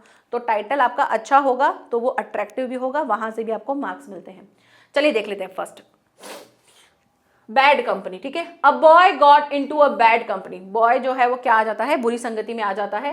His father was very sad. तो इससे उसके पापा जो है वो दुखी हो जाते हैं। He asked his son to give up the bad company. वो कहते हैं कि तुम जो है ये बुरी संगति छोड़ दो। But the boy said that his friends could not spoil him, make them good boys. तो वो कहता है कि मेरे फ्रेंड्स जो है वो मुझे खराब नहीं होने देंगे, मुझे बुरा नहीं बनाएंगे, वो मुझे हमेशा अच्छा ही रखेंगे। One day his father gave him few good apples. और उसके पापा ने एक दिन क्या किया, उसको कुछ अच्छे एप्पल दिए और एक खराब एप्पल दिया। He asked his son to put all the goods apple in the basket. और उसने फिर कहा कि उसके पापा ने कहा कि जाओ और ये सारे जो हैं एप्पल जो हैं बास्केट में रख दो। He then asked him to put the rotten apple in the basket. फिर उन्होंने कहा ये खराब एप्पल है ना, ये भी इस बास्केट में रख दो। Next morning he asked his son to bring the basket of apples. फिर नेक्स्ट मॉर्निंग को वो अपने बेटे को कहते हैं कि जाओ वो जो फ्रूट एप्पल्स की जो बास्केट है, टोकरी है, वो लेकर के आओ। His son brought it. उसका सन जो है वो ये लेकर आया। देखो सब जगह आपका पास्ट ही यूज हो रहा है तो पास्ट टेंस ही यूज करना है। His son was sorry to see that all the apples were spoiled. तो उसका सन जो है वो सॉरी फील करते कहता है कि पापा सारे एप्पल तो खराब हो गए। His father showed him that one rotten apple spoiled all the good apples. और उसके पापा उसको कहते देखो कि एक खराब एप्पल जो है, एक गंदा एप्पल जो है, उसने सारे एप्पल्स जो थे अच्छे वाले उन सबको स्पॉइल्ड कर दिया, खराब कर दिया। The boy realised his mistake. तो बॉय को क्या हुआ, अपनी गलती का एहसास हुआ। He gave up the bad company. और उसने फिर क्या कर दी, जो बैड कंपनी थी उसको छोड़ दिया। तो यहां से क्या आता है moral, bad company spoils the man, कि बैड कंपनी जो है वो क्या कर देती है, एक व्यक्ति को खराब बना देती है। तो अगर हमारी बुरी संगति है तो हमें उसे नहीं लेना चाहिए। तो ये कंप्लीट हो गई हमारी स्टोरी। दूसरी स्टोरी भी देख ही लेते हैं, क्या है, a wise thief. A thief was caught. एक बार एक चोर जो था वो पकड़ा गया। He was brought before the king. उसको क्या किया गया, उसको किंग के पास लेके गया। तो किंग ने उसको ऑर्डर दिया कि इसको क्या करो, फांसी पे चढ़ा दो। The thief said to the king that he knew a secret. तो उसने, किंग ने क्या कहा, जब किंग के पास उसको लेके गए तो थीफ ने कहा कि मेरे पास क्या है, एक सीक्रेट है। He could grow a tree with golden fruits. उसने क्या कहा कि मैं जो हूं क्या कर सकता हूं, एक ट्री ग्रो कर सकता हूं जिसपे क्या आ सकता है, गोल्डन फ्रूट्स आ सकते हैं. The king became interested in the thief. तो फिर किंग जो है वो इंटरेस्टेड होगा कि यार चोर ऐसे कैसे बोल रहा है, अच्छा देखते हैं. He asked the thief to grow such a tree. तो उसने कहा ठीक है, इस टाइप का ट्री ग्रो करो, मैं देखता हूं कैसे होता है. The thief prepared some small petals of gold. तो उसने क्या किया, थीफ ने जो है प्रिपेयर करना शुरू किया. He told the king that these should be sown by a person who had never stolen anything. तो उसने कहा कि भाई ये चीज जो है ना, तब इसको वही लोग जो है बो सकते हैं जिसने कभी जो है चोरी नहीं की है. मतलब ये ट्री जो है ना, तो वही लोग जो है बो सकते हैं इसको कि जिसने कभी चोरी नहीं की है. तो ऐसा बोला. No person came forward. तो कोई भी पर्सन आगे नहीं आया कि हाँ भाई हाँ मैं हूं जिसने ना कभी चोरी नहीं की है. उसने कहा सबने कभी ना कभी किसी न किसी चीज की चोरी की होगी. चोरी मतलब कि कुछ भी चुराया होगा, तो चुराया है ना. हमने कभी जैसे फ्रिज में पड़े हैं अंगूर तो वो खा लिए, तो वो भी एक तरह से बिना बताए ले लिए, तो वो चुराना ही हो गया ना. The king thought that everyone had stolen something in his life. तो किंग ने जो है ये समझा कि भाई लोग जो हैं कभी ना कभी किसी न किसी ने अपनी लाइफ में कुछ ना कुछ तो चुराया होगा. So he order to set the thief free. तो फिर उन्होंने बोला कि यार चलो, इसको ऑर्डर दिया कि भाई चलो थीफ को छोड़ दो. तो इससे क्या हुआ, जो थीफ जो था वो बहुत ज्यादा होशियार था और बुद्धि ने उसकी क्या कर दी, उसकी जान बचा ली. तो विजडम सेव्ड लाइफ. तो बुद्धि जो थी उसकी, उससे उसका जिंदगी बच गया, वो फांसी लगने से बच गया, नहीं तो उसकी फांसी लग जाती और वो मर जाता. तो यहाँ पर कंप्लीट होती है हमारी स्टोरी. बढ़ते हैं आगे, देखते हैं और क्या दे रखा है. नेक्स्ट आपका एक अभी जो सेक्शन बी है वो पूरा आपका राइटिंग स्किल से रिलेटेड है. ठीक है, अब ये है आपको एक विजुअल एड दे रखा है जिसमें कोरोना वायरस वैक्सीन से रिलेटेड आपको लिखना है. दे रखा है 60 वर्ड्स और 4 मार्क्स का है. तो आप कम से कम 1 पेज तो लिखेंगे ही, बट 1 पेज से ज्यादा 1.5 पेज तो लिख ही लेना. ठीक है, 1 + ½ पेज लिख देना. ठीक है, ये तो आपको लिखना ही लिखना है, ये प्लस में है. क्या दे रखा है, कोरोना वायरस वैक्सीन से रिलेटेड या फिर माय फेवरेट टीचर. तो आई थिंक आप फेवरेट टीचर पे बहुत भर भर के लिख सकते हो. तो देखो मिल गया ना आपको, कोई ना कोई एक टॉपिक ऐसा मिल गया जिसपे आप अच्छे से लिख सकते हो. तो पेपर इसी तरह का बन जाता है. तो आप 90% बच्चे तो यही लेंगे जिनको कोरोना पे बहुत अच्छे से समझ में आता होगा, तो वो उस पर लिखेगा. तो दोनों में से कोई एक करना है. स्टार्ट करते हैं, देख लेते हैं सबसे पहले कोरोना वायरस वैक्सीन पर. तो कोरोना वायरस जो है has infected millions of people so far all over the world. बहुत सारे लोगों ने जो है इससे इन्फेक्टेड हो चुके हैं. In addition to that millions of people have lost their lives to it. कुछ लोग जो हैं अपनी से लाइफ भी जो है उनकी जा चुकी है. Ever since the outbreak researchers all over the world have been working consistently to develop vaccines that will work effectively against the virus. और इसके लिए क्या हो रहा है, इस चीज को रोकने के लिए रिसर्चर्स जो हैं वो क्या कर रहे हैं, लगातार जो है कॉन्स्टेंटली क्या कर रहे हैं, डेवलप कर रहे हैं एक वैक्सीन जिससे कि क्या हो सके, इस वायरस से हम लड़ सके. और उसके लिए we will take a look at the corona virus vaccine that is present today. और आज जो है वो कोरोना वैक्सीन जो है वो हमारे पास है. और वैक्सीन जो है have the ability to save people's life. और वैक्सीन के अंदर क्या है, लोगों को सेव करने की जो है एबिलिटी है. और उससे related developing the vaccination for the corona virus was a huge step to end the pandemic and vaccine save millions of lives each year and the कोविड-19 वैक्सीन कुड सेव योर्स. मतलब अपने आप को जो है वो सेव कर सकती है. द कोविड-19 vaccines are safe and effectively providing strong protections against serious illness and death. ठीक है, तो यहाँ पर कोरोना वायरस की वैक्सीन के बारे में है. तो यहाँ ये मत लिखने बैठ जाना कि कोरोना वायरस से क्या क्या होता है क्या नहीं होता है. यहाँ वैक्सीन से रिलेटेड है तो आपको वैक्सीन से रिलेटेड ही कंटेंट यहाँ पर लिखना है. ओके, चलिए आगे बढ़ते हैं. नेक्स्ट है माय फेवरेट टीचर पे लिखना है, लिख सकते हो. Ramesh sir is my favourite teacher. कोई भी जो भी आपका टीचर है उनके बारे में आप लिखेंगे. ही टीच अस फिजिक्स, जो भी वो पढ़ाते हैं वो आप लिखेंगे. The most important thing about the Ramesh sir, he is the most talented, the hard working and the knowledgeable science man in the whole school. पूरे स्कूल में सबसे ज्यादा उनको नॉलेज है. I am a science lover and maybe that's why he becomes my favourite teacher. मैं science lover हूँ इसलिए शायद मुझे वो टीचर सबसे अच्छे लगते हैं. He is very punctual and he never misses his classes, वो कभी भी अपनी क्लास को मिस नहीं करते हैं. Even the sometimes he gives us extra time after regular class time, and मतलब extra time भी दे देते हैं. We love him for his dedicating mind and the good teaching skills, and I can understand hard physics things when he explained, and his explanation skills is amazing. ठीक है, तो यहाँ पर आपके टीचर के बारे में लिखो, आपके उनके लुक के बारे में लिख सकते हो, वो क्या पढ़ाते हैं, वो किस तरह का नेचर रखते हैं, इससे रिलेटेड आप लिख सकते हो. ठीक है, बढ़ते हैं आगे. नेक्स्ट यहाँ से शुरू होता है आपका सेक्शन सी, जो कि है ग्रामर बेस्ड. तो ग्रामर में क्या क्या चीज़ें आती हैं, क्या क्या लिखते हैं, उसको समझते हैं. क्वेश्चन नंबर 6 जो है हमारा ग्रामर का है. बड़े 15 मार्क्स की हमने शायद डिस्कस की थी ना कि 15 मार्क्स की ग्रामर है. तो चलो शुरू करते हैं. सबसे पहले आता है correct form of the verb, और वहां में आपके लिए किस में आएगा, तो आप अगर टेंस अच्छे से कर लेते हो तो टेंस से आपको मिल जाएगा. तो ये 4 मार्क्स टेंस के ही हैं, तो टेंस अच्छे से करने. फर्स्ट दे रखा है I dash go to Jaipur yesterday. A went, B go, C have gone, या फिर D had gone आएगा. तो देखो भाई, सबसे पहले देखो yesterday. तो yesterday मतलब बीता हुआ कल है, तो बीते हुए कल के लिए have तो नहीं आएगा क्योंकि प्रेजेंट के लिए होता है.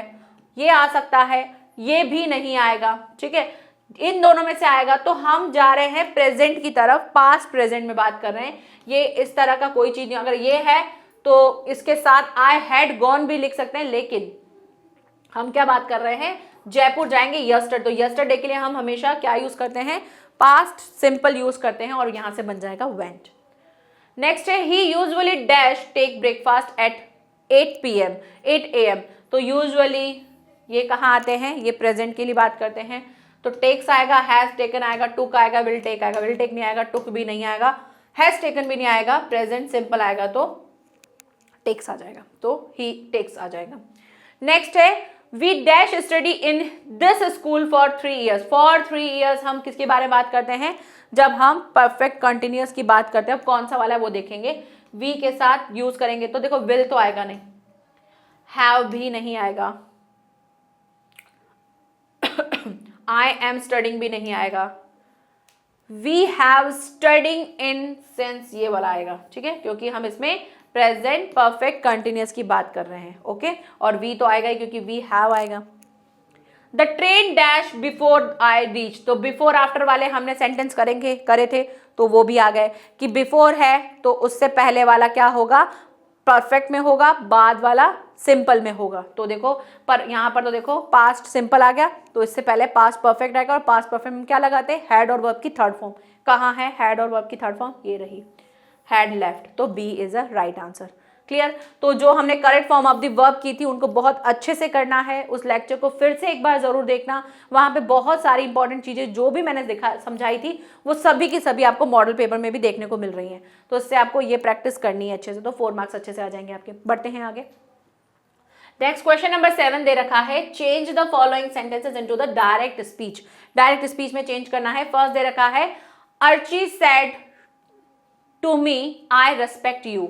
सिंपल दे रखा है, आई रेस्पेक्ट यू दे रखा है. चेंज करते हैं तो कैसे लिखेंगे, अर्ची बोलो या आर्ची, अर्ची टोल्ड मी. ठीक है, टोल्ड मी, इन दोनों को हटाएंगे तो क्या लगाएंगे, दैट. आई किससे चेंज होगा, अर्ची से, तो ये शी हो जाएगा, शी. रेस्पेक्ट दे रखा है, सिंपल दे रखा है तो पास्ट में चेंज हो जाएगा, तो रेस्पेक्ट का रेस्पेक्टेड हो जाएगा. सॉरी, हाँ रेस्पेक्टेड है ना, रेस्पेक्टेड हो जाएगा. और ये यू जो है, यू किससे चेंज होगा, मी से, तो यू का क्या हो जाएगा, रेस्पेक्टेड मी. ओके, नेक्स्ट देख लेते हैं. Sid said to me do you learn English. ये क्या दे रखा है, इंटेरोगेटिव है, और उसमें भी कौन सा वाला है, हेल्पिंग वर्ब वाला है. तो हेल्पिंग वर्ब वाले से कैसे लिखेंगे, ही सेड टू की जगह क्या आ जाएगा, आस्क्ड आ जाएगा. तो सॉरी, तो सिड asked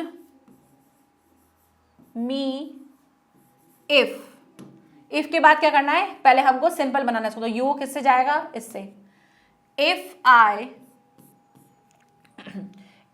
लर्न का क्या हो जाएगा, लर्न हो जाएगा. If I learn English.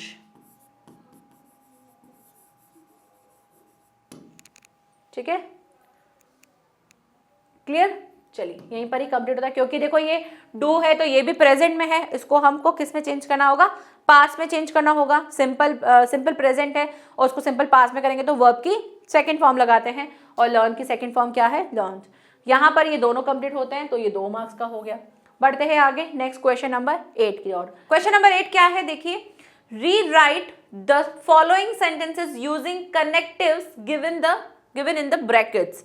आपको ब्रैकेट्स में कुछ कनेक्टिव्स दे रखे हैं और उनको यूज करके आपको सेंटेंस को फिर से रीराइट करना है, ठीक है।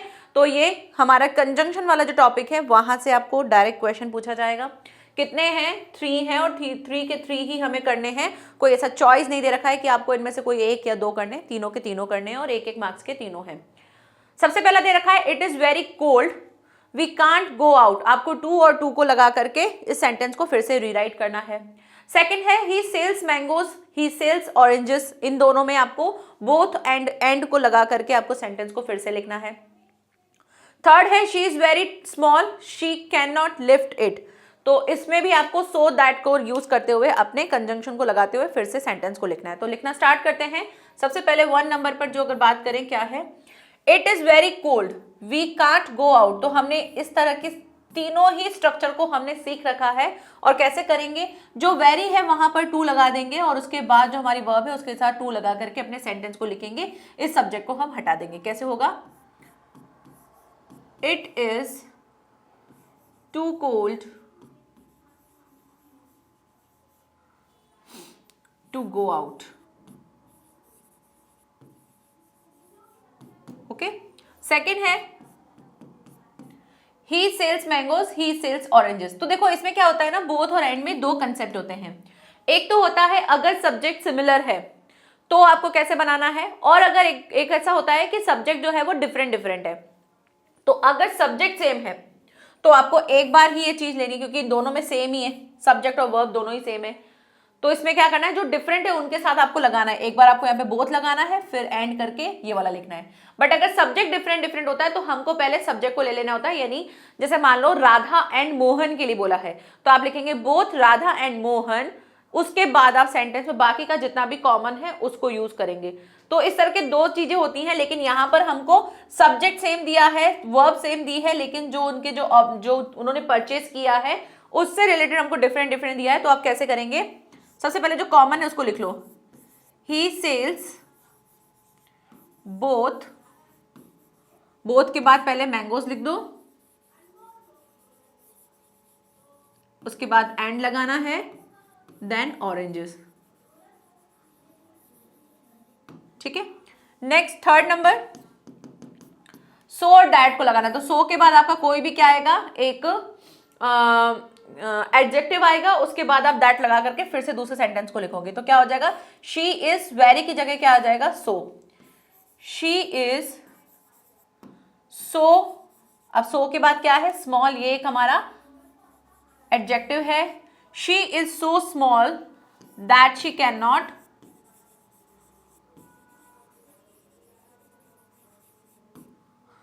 Lift it. ओके, तो इस तरह से हम इन सभी को करके अपने 3 मार्क्स जो हैं गेन कर सकते हैं। बढ़ते हैं नेक्स्ट क्वेश्चन में। नेक्स्ट क्वेश्चन दे रखा है, join the following sentences using the relative pronoun given in the brackets. आपको रिलेटिव प्रोनाउन से रिलेटेड मिला हुआ है, तो ये भी कितने मार्क्स का है, 2 मार्क्स का है। और सीधा सीधा आपको ये दोनों ही कंप्लीट करने हैं। एक आपको दिया है हुज के साथ करना है, दूसरा दिया है हु के साथ करना है। स्टार्ट करते हैं। हुज तो वेरी सिंपल होता है, जस्ट जो भी हिज दे रखा है उसके आगे आपको हुज लगाना है और सेंटेंस को फिर से लिखना है। The boy is going on the road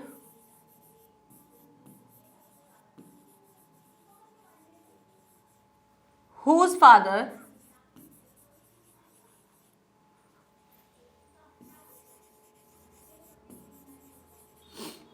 gave you this letter।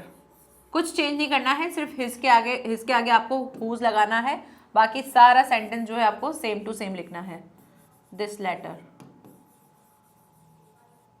ठीक है, नेक्स्ट हु के साथ करना है, तो क्या लिखेंगे, the boy was awarded he was honest. तो सेम इसी की बात कर रहे हैं, तो आप क्या लिखेंगे, the boy who was awarded was honest, वो बॉय जिसको अवार्ड मिला था वो क्या है, ईमानदार है। तो ऐसा लिखेंगे, the boy who was awarded, the boy who was awarded was honest. ठीक है, नेक्स्ट यहां पर कंप्लीट होते हैं हमारे दो रिलेटिव प्रोनाउन। नेक्स्ट क्या है, नेक्स्ट क्वेश्चन है, change the following sentences into passive voice. Passive voice यानी एक्टिव पैसिव से आपको मिला हुआ है, दो सेंटेंस मिले और उनको आपको किस में करना है, पैसिव वॉइस में कन्वर्ट करना है। फर्स्ट दे रखा है, Prateek will write a letter. Simple दे रखा है तो आपको क्या करना है, अ लेटर लिखना है और विल के साथ आपको चेंज करने हैं। कैसे लिखेंगे, अ लेटर, विल के बाद क्या आ जाएगा, विल बी आ जाएगा। अ लेटर विल बी, क्योंकि हम पास वाले की क्या लेते हैं, जस्ट नेक्स्ट सेंटेंस जो होता है उसकी हमें वर्ब लेनी होती है।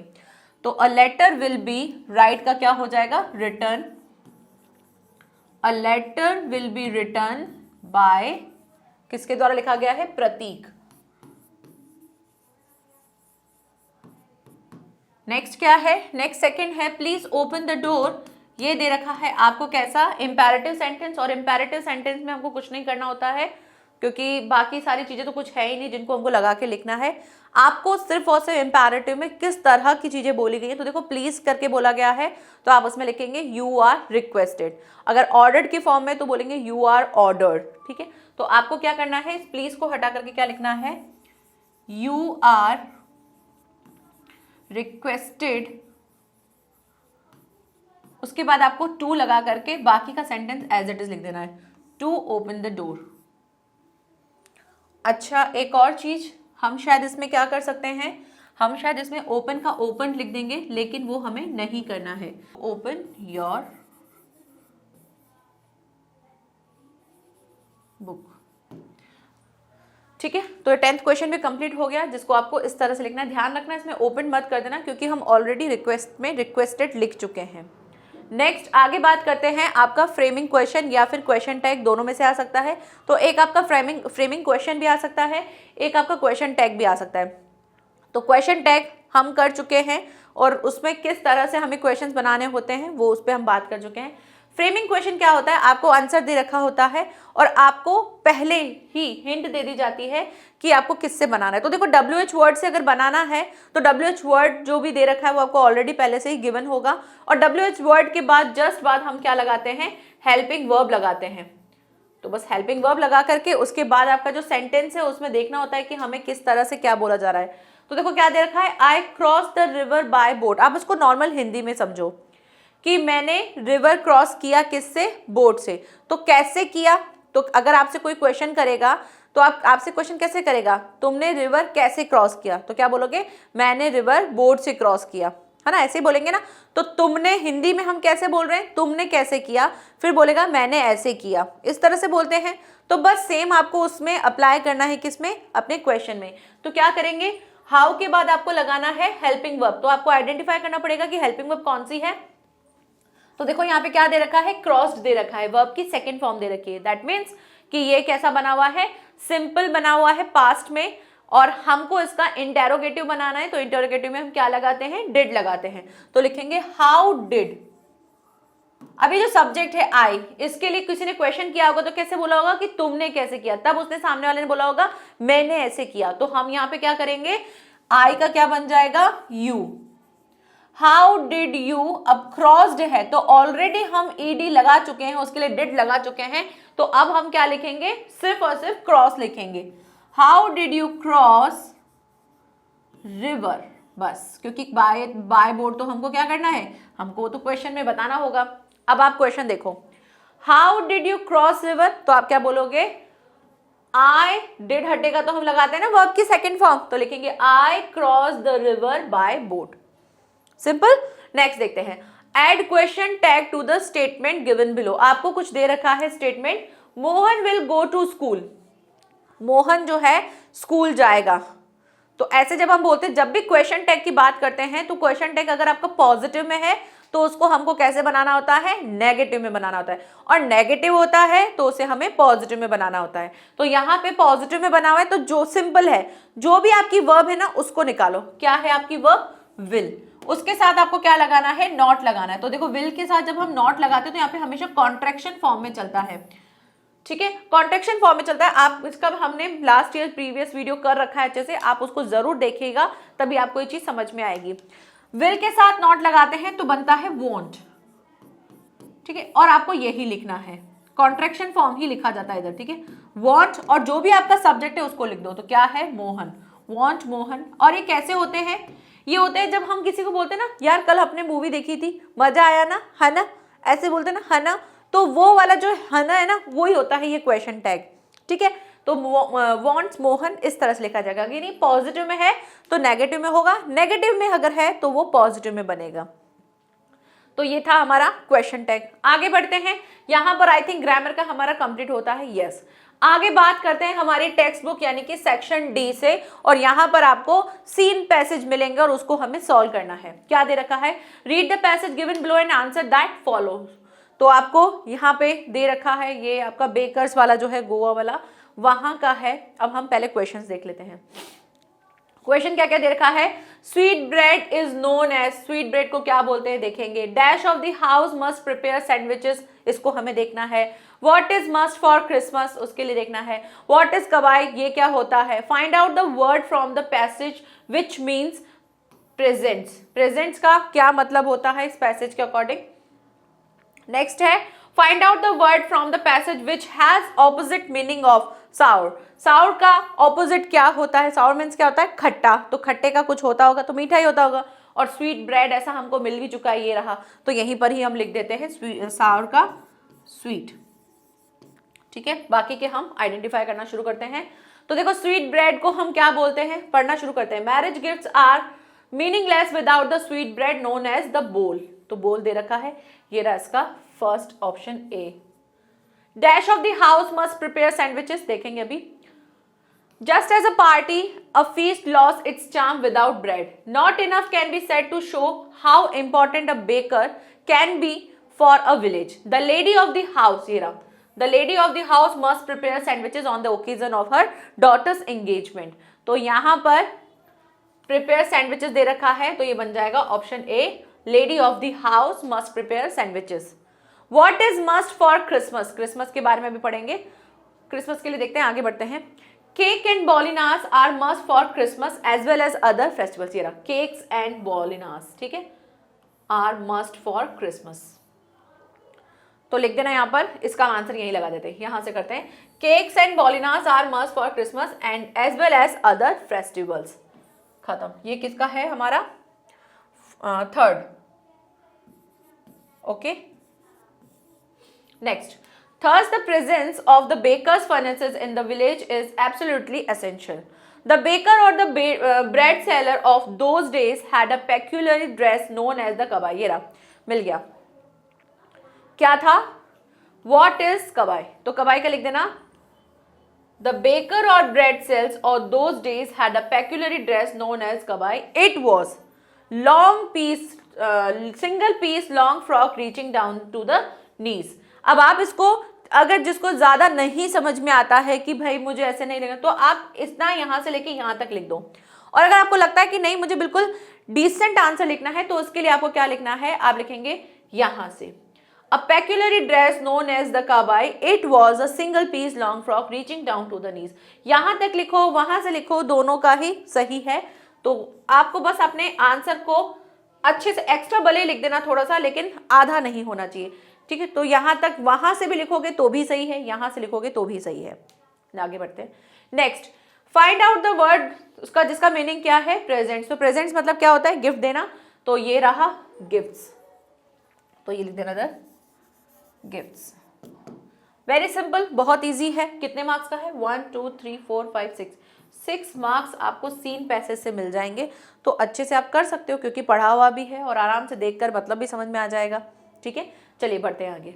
नेक्स्ट है, read the following passage and the answer the question that follow. फिर से आपको एक और दे रखा है, the moon was coming up in the east behind me and stars was shining in the clear sky above मी। ये कौन सा है, पेरिस कंट्रोल रूम, ये द ब्लैक एरोप्लेन वाले से है ना। ठीक है, क्वेश्चन देख लेते हैं। The moon was coming up in the desk, east west south और नॉर्थ देखेंगे। The stars were shining in the sky, room school and house देखेंगे। वैसे तो पता है स्काई में ही होगा, लेकिन हम अपना दिमाग नहीं लगाएंगे, पैसेज को देख के करेंगे।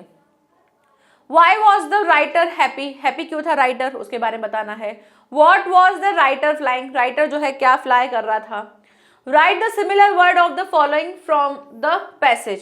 रेस्ट का सिमिलर वर्ड क्या होगा पैसेज में, तो देखेंगे। Write the opposite word of the following from the passage. डल का ऑपोजिट क्या होगा वो आपको बताना है। डल मतलब बिल्कुल हल्का सा, ठीक है। चलिए बढ़ते हैं। The moon was coming up in the east. ठीक है, तो फर्स्ट का आंसर मिल गया, ये रहा east. The stars are shining in the, देखते हैं। The stars were shining in the clear sky, तो स्काई ये रहा। Why was the writer happy, देखते हैं। There was not a cloud in the sky, I was happy to be alone high up about the sleeping countryside, flying my old Dakota aeroplane over France back to England.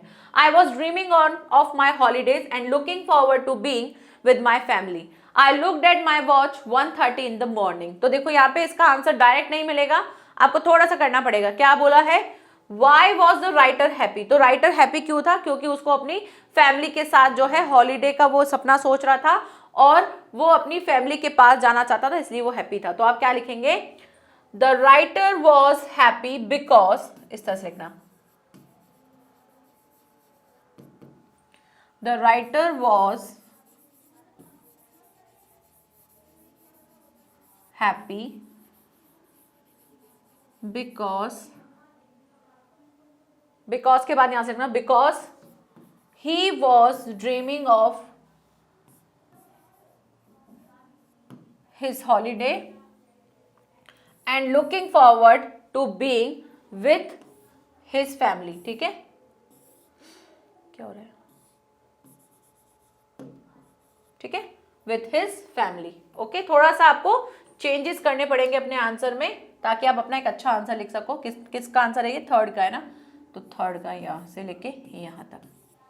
Next क्या है, What was the writer flying? Writer जो है वो क्या fly कर रहा था, तो उसके फ्लाई का नाम था, तो लिख देना ये रहा।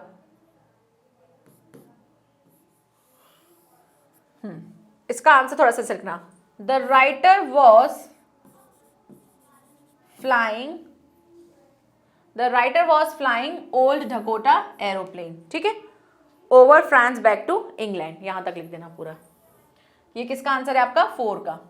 Okay, the writer was flying करके यहां से लिख देना, the writer was flying old Dakota aeroplane over France back to England.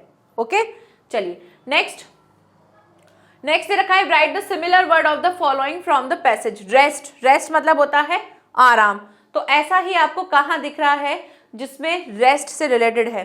तो रेस्ट से रिलेटेड अगर आप देखोगे तो देखो स्लीपिंग भी सोने से रिलेटेड ही होता है, रेस्ट स्लीपिंग, ठीक है, तो उस रेस्ट का क्या हो जाएगा, स्लीपिंग हो जाएगा। नेक्स्ट क्या है, डल मतलब बिल्कुल हल्का सा, तो हल्का सा का चमकता हुआ क्या होगा, शाइनिंग हो सकता है, जो हमने यहां देखा था ये रहा, ठीक है, तो लिख देंगे इसका, तो क्या हो जाएगा, स्लीपिंग। सिमिलर वर्ड देखना था ना इसमें, और इसमें ऑपोजिट हो जाएगा तो शाइनिंग। ओके, तो ये रहे हमारे इसके सारे आंसर्स, और ये भी कितने मार्क्स का है, 1 2 3 4 5 6, ये भी 6 मार्क्स का है। तो 6 and 6 12 जो है आपके सीन पैसेज से रिलेटेड होंगे, जिसमें आप आराम से अपने आंसर्स आइडेंटिफाई कर सकते हो। सिर्फ इन 2 में आपको थोड़ी सी प्रॉब्लम मे भी हो सकती है, बट इट्स ओके, आप अगर अच्छे से पढ़ोगे तो आपको आराम से आंसर्स मिल जाएंगे, ठीक है। अब देखो ये कितने ज़्यादा टफ वर्ड भी नहीं है, सिंपल ही वर्ड्स हैं और इनके मतलब हमको पता भी है, वो आप आराम से उसमें से इजीली आइडेंटिफाई कर पाओगे, इजीली फाइंड कर पाओगे। चलिए बढ़ते हैं नेक्स्ट, हमारे नेक्स्ट क्वेश्चन पर। नेक्स्ट क्वेश्चन क्या दे रखा है, सारा टेक्स्ट बुक का ही रिलेटेड है। नेक्स्ट है question number 14, answer the any one of the following question in above 80 words. 5 marks का है, तो आपको ये ध्यान रखना है कि मुझे क्या करना है, अच्छे से इस आंसर को लिखना है। एटलीस्ट 1 पेज तो आपका होना चाहिए। ओके, 1 पेज तो होना ही चाहिए। दोनों में से कोई एक करना है, या तो कैरेक्टर स्केच करना है वेंडा पेट्रोन्स्की का, या फिर why does the writer go to Basra, how long does he wait there and why. जो राइटर थे वो बसरा में क्यों वेट कर रहे थे, उनका मेल जो था उसका रिप्लाई आना था और इस वजह से वो वहाँ पे काफ़ी टाइम तक जो थे वेट कर रहे थे और उनको फिर ऑटर भी चाहिए था। मिजबिल द ऑटर वाला जो चैप्टर है वहाँ से ये क्वेश्चन है। तो आई थिंक मुझे लगता है सबसे ज़्यादा ईजी जो होगा वो हमारे लिए कैरेक्टर स्केच लिखना होगा वेंडा पेट्रोन्स्की का। ठीक है, तो दोनों में से अगर क्वेश्चन की अगर बात करें कि जितने ज़्यादा बच्चे जो करेंगे वो कैरेक्टर स्केच को पिक करेंगे और उसी पर ही आंसर लिखेंगे। हम दोनों ही देख लेते हैं। सबसे पहले दे रखा है the author and his friend in Basra, the author's friend heard it suggested him to take one otter from the Tigris marshes there the otters were in plenty. उन्होंने क्या बोला था, एक तो उन्होंने कहा था कि यहाँ पर ऑटर्स जो है बहुत ज्यादा मात्रा में मिलते हैं तो तुम यहाँ से ले सकते हो। ही एंड हिज फ्रेंड जो थे वो बसरा आए थे क्या, कलेक्ट कुछ करने के लिए। And his friends mail had reached and consul general, और उसके जो फ्रेंड थे उसको तो जो मेल था वो तो मिल गया, लेकिन Maxwell goes to Basra to the consul general to collect and answer his mail from Europe. और जो मैक्सवेल था वो वहां पर वेट कर रहा था कि उसका जो है आंसर मिल जाए। ही वेट देयर 5 days, पूछा है ना कि कितने दिन किया था, तो उसका भी आंसर देना है। ही वेट्स, वहां पे कितना वेट करता है वो, 5 दिन तक वेट करता है। Because his mail does not reach on time, क्योंकि उसका मेल जो था वो टाइम से नहीं पहुंचा था। And he tries to make a telephone call but he can not, और वो बहुत ज्यादा ट्राई कर रहा था फोन करने का लेकिन वो भी नहीं हो सकता था, तो इस वजह से वो वहां पर वेट कर रहा था। ठीक है, तो सबका आंसर मिल गया। कितने दिन के लिए किया, 5 days के लिए। क्यों किया, क्योंकि उसका आया नहीं था। फिर वहां पर वो क्यों रुका था, क्योंकि उसको ऑटर भी चाहिए था और ऑटर भी लेना था, तो उसके लिए भी उसको उसके फ्रेंड ने कहा था कि यहाँ से बहुत सारे ऑटर्स होते तो यहाँ से तुमको इजीली ऑटर मिल जाएगा। नेक्स्ट, वेंडा पेट्रोन्स्की का अगर हम कैरेक्टर स्केच देखें तो क्या है, Wanda Petronski is a Polish girl, she is a very kind and simple hearted, बहुत ही सिंपल थी। She never behaves badly with anyone, वो कभी भी किसी के साथ बुरा व्यवहार नहीं करती थी। She only feels disturbed when Peggy teases her, जब पैगी उसको टीज करती थी तभी वो थोड़ा सा डिस्टर्ब हो जाती थी। But she replies confidently and courageously to what Peggy says to हर, लेकिन वो क्या करती थी, बहुत ही कॉन्फिडेंट के साथ उनको रिप्लाई करती है और बहुत ही ज्यादा हिम्मत के साथ। शी वेयर्स, वो क्या पहनती है, वो सेम ब्लू फ्रेडेड ड्रेस पहनती है every day, but she never complains about anything, लेकिन वो कभी भी किसी भी चीज के लिए कंप्लेन नहीं करती है। शी इज वेरी टैलेंटेड, वो बहुत ज्यादा टैलेंटेड है। She is an expert in drawing, वो एक्सपर्ट है ड्राइंग में। She also wins the drawing contest and thus shows her creativity sides, और वो क्या करती है, ड्राइंग कॉम्पिटिशन है उसको जीतती है और अपनी क्रिएटिविटी जो है वो वाला पार्ट भी लोगों को दिखाती है। She is forgiving and the generous, और वो बहुत ही ज्यादा लेट गो करने वाली, माफ करने वाली लड़की थी। ठीक है, so it can be said that she is mature, और इससे पता चलता है कि वो बहुत ज्यादा मेच्योर है, सेंसिबल है, लविंग गर्ल है, जो कि केयर करती है अबाउट एवरीवन, सभी की जो है वो केयर करती है।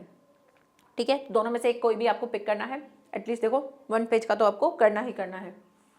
नेक्स्ट बात करते हैं question number 15। Answer any one of the following question in about 20 words, आपको 20 वर्ड्स में क्वेश्चन के आंसर देने हैं। Right the character which you like most in play, आपको बोल रहे हैं द प्रपोजल वाला जो चैप्टर है उसमें से सबसे ज्यादा आपको किसका कैरेक्टर अच्छा लगा। 20 वर्ड्स में आपको आंसर देना है, ओनली 2 मार्क्स का है, तो कम से कम आपको 3 to 4 लाइन्स में अपने आंसर को कंप्लीट करना है। Can you imagine what can happen with Lombo in other way in the play after cruel with Natalia, तो यहाँ पे कह रहे हैं कि क्या आप इमेजिन कर सकते हो कि क्या हो, व्हाट कैन हैपन, क्या हो सकता था विद लोम्बो के साथ एक अदर वे में इस प्ले में आफ्टर क्रुएल विथ नताशा, जब नतालिया जो है उसके साथ अगर उसकी लड़ाई होती है तो उसका क्या और वे हो सकता था उस चीज को करने का। तो ये दोनों क्वेश्चन जो है आपके थोड़े बुक से नहीं है, ये आपको खुद से, आपके थॉट से आपको पूछे गए, मतलब आपकी थिंकिंग से रिलेटेड है कि आप क्या सोचते हो, तो वहां से आपको एक 2 मार्क्स का क्वेश्चन मिलेगा। तो ये ऐसा क्वेश्चन आपको किसी बुक में कहीं नहीं मिलेगा, ये कहीं से भी आपके पास उठ करके किसी भी क्वेश्चन फॉर्म में आ सकता है, मतलब जहां पर आपके विचार पूछे जाएंगे, तो आपके विचार तो बुक में होंगे ही नहीं, वो आपको खुद को देने होंगे, वो ही है। तो यहाँ पे सेकंड वाले का आंसर हम पहले देख लेते हैं। All the characters seem to have a short tempered and thus are expected to get into a quarrel even on the pettiest issues, क्या कहा है कि सारे ही कैरेक्टर्स जो हैं वो बहुत ही ज्यादा कैसे हैं, शॉर्ट टेम्पर्ड है अकॉर्डिंग टू दिस प्ले। सारे ही क्या है, शॉर्ट टेम्पर्ड है, और जब शॉर्ट टेम्पर्ड है तो वो क्या करते हैं, इस प्रकार वो उनसे एक्सपेक्ट किया जाता है, मतलब ऐसा उम्मीद की जा रही है कि वो हर एक छोटी बात, चाहे वो पेटिस इशू यानी कि छोटे से छोटे इशू हो तो भी वो उस पर लड़ लेंगे। It can be said that they will quail soon enough, तो हम ये कह सकते हैं कि वो कोई भी बात पे बहुत ही जल्द जो है लड़ सकते हैं और उनके लिए लड़ना काफ़ी है, मतलब किसी भी छोटी बात पर भी वो लड़ने को तैयार रहते हैं। तो ऐसा इसके लिए बोला गया है, ठीक है। नेक्स्ट उसके लिए अगर बात करें हम कि आपको प्रपोजल में कौन सा कैरेक्टर अच्छा लगा है, तो यहाँ पर जो इन द स्टोरी जो है स्टेपन स्टेपनोविच चोबोकोव जो है वो बहुत ही अच्छे लगे, मुझे भी पर्सनली यही सही लगे, क्योंकि वो एक तरफ तो दिखाते थे कि भाई सामने वाले के लिए ध्यान देना है, लेकिन वहीं दूसरी ओर वो अपनी बेटी के लिए बहुत ज़्यादा थे कि जो आया था वो जब आया था उसके घर पे तो वो उसको बहुत अच्छे से आदर सम्मान देता था, लेकिन जब उसने देखा कि मेरी बेटी को उसने रुला दिया तो अपनी बेटी के साइड हो गया। तो वो एक अच्छे फादर थे, एक अच्छे इंसान थे जो अपनी फैमिली को सबसे ज़्यादा प्रायोरिटी पे रखते थे, ठीक है। तो in the story Stepanovich Chubukov is a landlord. He was a nurturing nature towards Lombo and he loves his daughter very much। भाई उसका जो नेचर था वो लॉम्बो के प्रति भी अच्छा था, लेकिन वो अपनी बेटी से भी बहुत प्यार करता था। He calls Lombo my angel, treasures etc। वो क्या बोलता है, लॉम्बो जो है उसको अपनी भाई मेरा एंजल और मेरा खजाना ये सब चीज़ें उसको बोलता है। दिस शो इज कनिंगनेस, इससे क्या दिख रहा है कि वो उसकी चतुराई दिख रही है, मतलब वो धूर्तता दिख रही है कि हाँ वो उसको बहुत ज़्यादा दिखा रहा है, किसको, जैसे जो उसका होने वाला जमाई है उसको बहुत ज़्यादा प्यार दिखा रहा है। When Chubokov finds Lombo fighting with Natalia, जब चुबोकोव ने फाइंड किया कि लॉम्बो जो है वो नतालिया से फाइट करता है तो वो इमीडिएटली क्या हो जाता है, जिसके लिए वो बहुत ज़्यादा ट्रेजर और एंजल टाइप का दिखा रहा था कि भाई मेरे लिए फरिश्ता है, उसके लिए वो इमीडिएटली क्या हो जाता है, चेंज हो जाता है और स्टार्ट कर देता है सपोर्ट करना, किसको, अपनी बेटी को। He uses many curse words for the Lombo and tell him to leave his house। और वो फिर क्या करता है, बहुत ज़्यादा बुरा उसको वर्ड्स कहता है और कह देता है कि मेरे घर से चले जाओ। तो कहाँ पर वो एक बहुत ज़्यादा प्यार दिखा रहा था, लेकिन वहीं दूसरी ओर जैसे उसने अपनी बेटी को रोते हुए देखा तो वो एकदम से चेंज हो गया, तो उसका बेटी के प्रति बहुत ज़्यादा प्यार भी था। तो ये थोड़ा सा इंटरेस्टिंग कैरेक्टर था द प्रपोजल का। ओके, आगे बढ़ते हैं, नेक्स्ट देखते हैं। नेक्स्ट फिर आपको क्या मिलेगा, आपको एक स्टेंजा मिलेगा और स्टेंजा में आपको बताना होगा, कुछ क्वेश्चन होंगे एक दो, उनको आपको आंसर करना होगा। कितने मार्क्स का है ये, 4 मार्क्स का है, ठीक है। क्या दे रखा है, क्वेश्चन को अच्छे से पढ़ना। Explain any one of the following stanza with reference to context, and उसके बाद आपको क्या दे रखा है, कुछ 2 क्वेश्चन दे रखे हैं। तो रेफरेंस टू कॉन्टेक्स्ट में 2 नंबर तो आपके रेफरेंस टू कॉन्टेक्स्ट के होंगे, तो आपको रेफरेंस टू कॉन्टेक्स्ट लिखना है, जो मैंने आपको ऑलरेडी बता रखा है किस तरह से लिखते हैं रेफरेंस और कॉन्टेक्स्ट को। जब हम रेफरेंस लिखेंगे तो उसमें हमको पूरा अच्छे से बताना होगा ये चैप्टर कहाँ से लिया गया है, कौन इसके राइटर है, उसके बाद आपको उसका एक्सप्लेनेशन देना है कि इसमें क्या बताया गया है इस पोम में। तो ये हमने सबके कर रखे हैं, आप वहां से इसे अच्छे से कर सकते हो। यहाँ पर मैं आपको सिर्फ और सिर्फ इन क्वेश्चंस का आंसर निकालना सिखाऊंगी, क्योंकि वो सब चीज़ें तो हमें क्वेश्चन पढ़कर ही आ जाती हैं, मतलब स्टेंजा को पढ़कर ही समझ में आ जाएगा ये किससे रिलेटेड है। तो यहाँ पर अगर 2 पोम देखो तो कौन सी है, एक तो फायर एंड आइस है, एक डस्ट ऑफ स्नो है। ये बहुत इंपॉर्टेंट पोम है, तो इनको तो अच्छे से करना ही करना, ठीक है। तो यहाँ पर रेफरेंस टू कॉन्टेक्स्ट दोनों में से एक का करना है। तो देखो यहाँ पर अगर दोनों में से एक पिक करना है, ऑप्शन है 1 या 2, दोनों में से कोई एक करना है। जो भी आप करेंगे उसका रेफरेंस टू कॉन्टेक्स्ट करेंगे तो उससे आपको 2 मार्क्स मिलेंगे, 1 मार्क्स आपका इन दोनों के लिए है, ठीक है। तो यहाँ पे देखो क्या दे रखा है, write rhyming scheme and words according to the poem what the world will end in. तो ये हमने बहुत बार कर रखा है। तो देखो राइमिंग स्कीम क्या है इसकी, fire ice desire fire ABAA, ठीक है। ABAA इसकी राइमिंग स्कीम है, तो आप लिखेंगे ऐसे राइमिंग स्कीम ABAA। और अगर राइमिंग वर्ड्स पे भी बोला है तो वर्ड्स भी हमको लिखने हैं, तो क्या लिखेंगे, राइमिंग स्कीम लिख देना और ऐसे डालना कि राइमिंग स्कीम, यहाँ लिख देना राइमिंग स्कीम। उसके बाद आप यहाँ पर जो उसका वर्ड्स है वो वर्ड्स लेकर के लिखना वर्ड्स। तो वर्ड्स कौन कौन से हैं, डिजायर, फिर उसके बाद लिख देना फायर, या इनको कॉमा करके लिख देना फायर, और उसके बाद लिख देना fire is desire, fire is desire and fire, ठीक है, इस तरह से लिख देना। ओके, नेक्स्ट है according to the poem what the world will end in. तो लिखना, इसका आंसर मैं यहां लिख देती हूँ। अकॉर्डिंग टू द पोम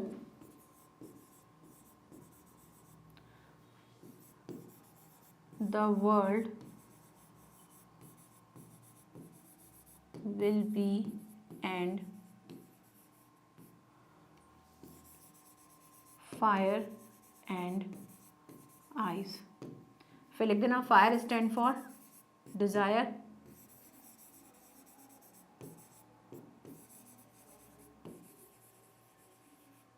ठीक है, और आइस स्टैंड फॉर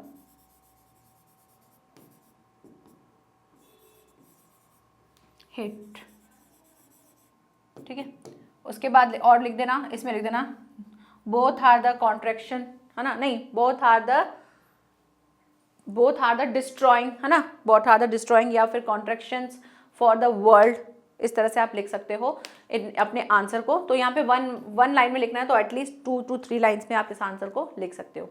नेक्स्ट वाला जो है वो क्या दे रखा है कि the way a crow Shuk down on me the dust of snow from a hemlock tree. यहाँ पूछा है विच ट्री इज मेंशन, कौन सा ट्री मेंशन किया गया है, तो हेमलॉक ट्री लिख देना, हेमलॉक ट्री इज मेंशन। उसके बाद आप चाहें तो इसके आगे भी ऐड अगर करना चाहें तो ऐड कर सकते हो, बट अगर जितना पूछा है आप हेमलॉक ट्री लिख देना। Right rhyming scheme and words, तो राइमिंग स्कीम क्या हो जाएगा, क्रो मी शो ट्री, तो ए बी है ना, crow me snow tree, A B. और इसके लिए आप वर्ड्स लिख देना, वर्ड्स क्या हो जाएगा, crow snow and me tree, okay, इस तरह से लिख देना। नेक्स्ट क्या है, नेक्स्ट कंप्लीट हो गया ये राइमिंग स्कीम और वर्ड्स, और कौन सा ट्री है, हेमलॉक ट्री है। इसके लिए भी आपको वही रेफरेंस टू कॉन्टेक्स्ट जो है 2 मार्क्स का वो करना है, 1 मार्क्स आपका इससे रिलेटेड होगा। तो दोनों में से कोई भी एक करना है, तो अच्छे से पढ़ लेना पोम को, देख लेना आप किसके लिए किस क्वेश्चन को सबसे अच्छे कंफर्टेबल तरीके से आप कर सकते हो, उस क्वेश्चन को आपको फिल करना है। नेक्स्ट बात करते हैं 70 नंबर क्वेश्चन। 70 नंबर क्वेश्चन क्या दे रखा है, आंसर एनी 2, कोई भी 2 करने हैं। ये जो क्वेश्चन दे रखे हैं 20 वर्ड्स में, यानी कि 2 मार्क्स के हैं, कोई 2 करने हैं। पहला कहा है what are the trees in the poem the tree जो द ट्री वाली जो पोम है उसमें ट्री क्या है वो बताना है। फिर सेकंड दे रखा है write the identify the crocodiles, crocodile को आप कैसे आइडेंटिफाई करेंगे, how to tell the wild animals, वहां से ये क्वेश्चन है। सबसे अच्छी चीज है कि आपको यहाँ पे ब्रैकेट्स में दे भी रखे पोम, तो आप आराम से सोच सकते हो कि यार ये कौन सी वाली पोम से रिलेटेड है। What does crow symbolize, crow जो है वो किस चीज को सिम्बलाइज कर रहा है उसके लिए बताना है। तो वैसे उसको बैड ओमेन के लिए दिखाते हैं, लेकिन यहाँ पर क्या दिखाएंगे, यहाँ पे अच्छी तरीके एक खुशी वाली चीज में क्रो को दिखा रहे हैं, ठीक है।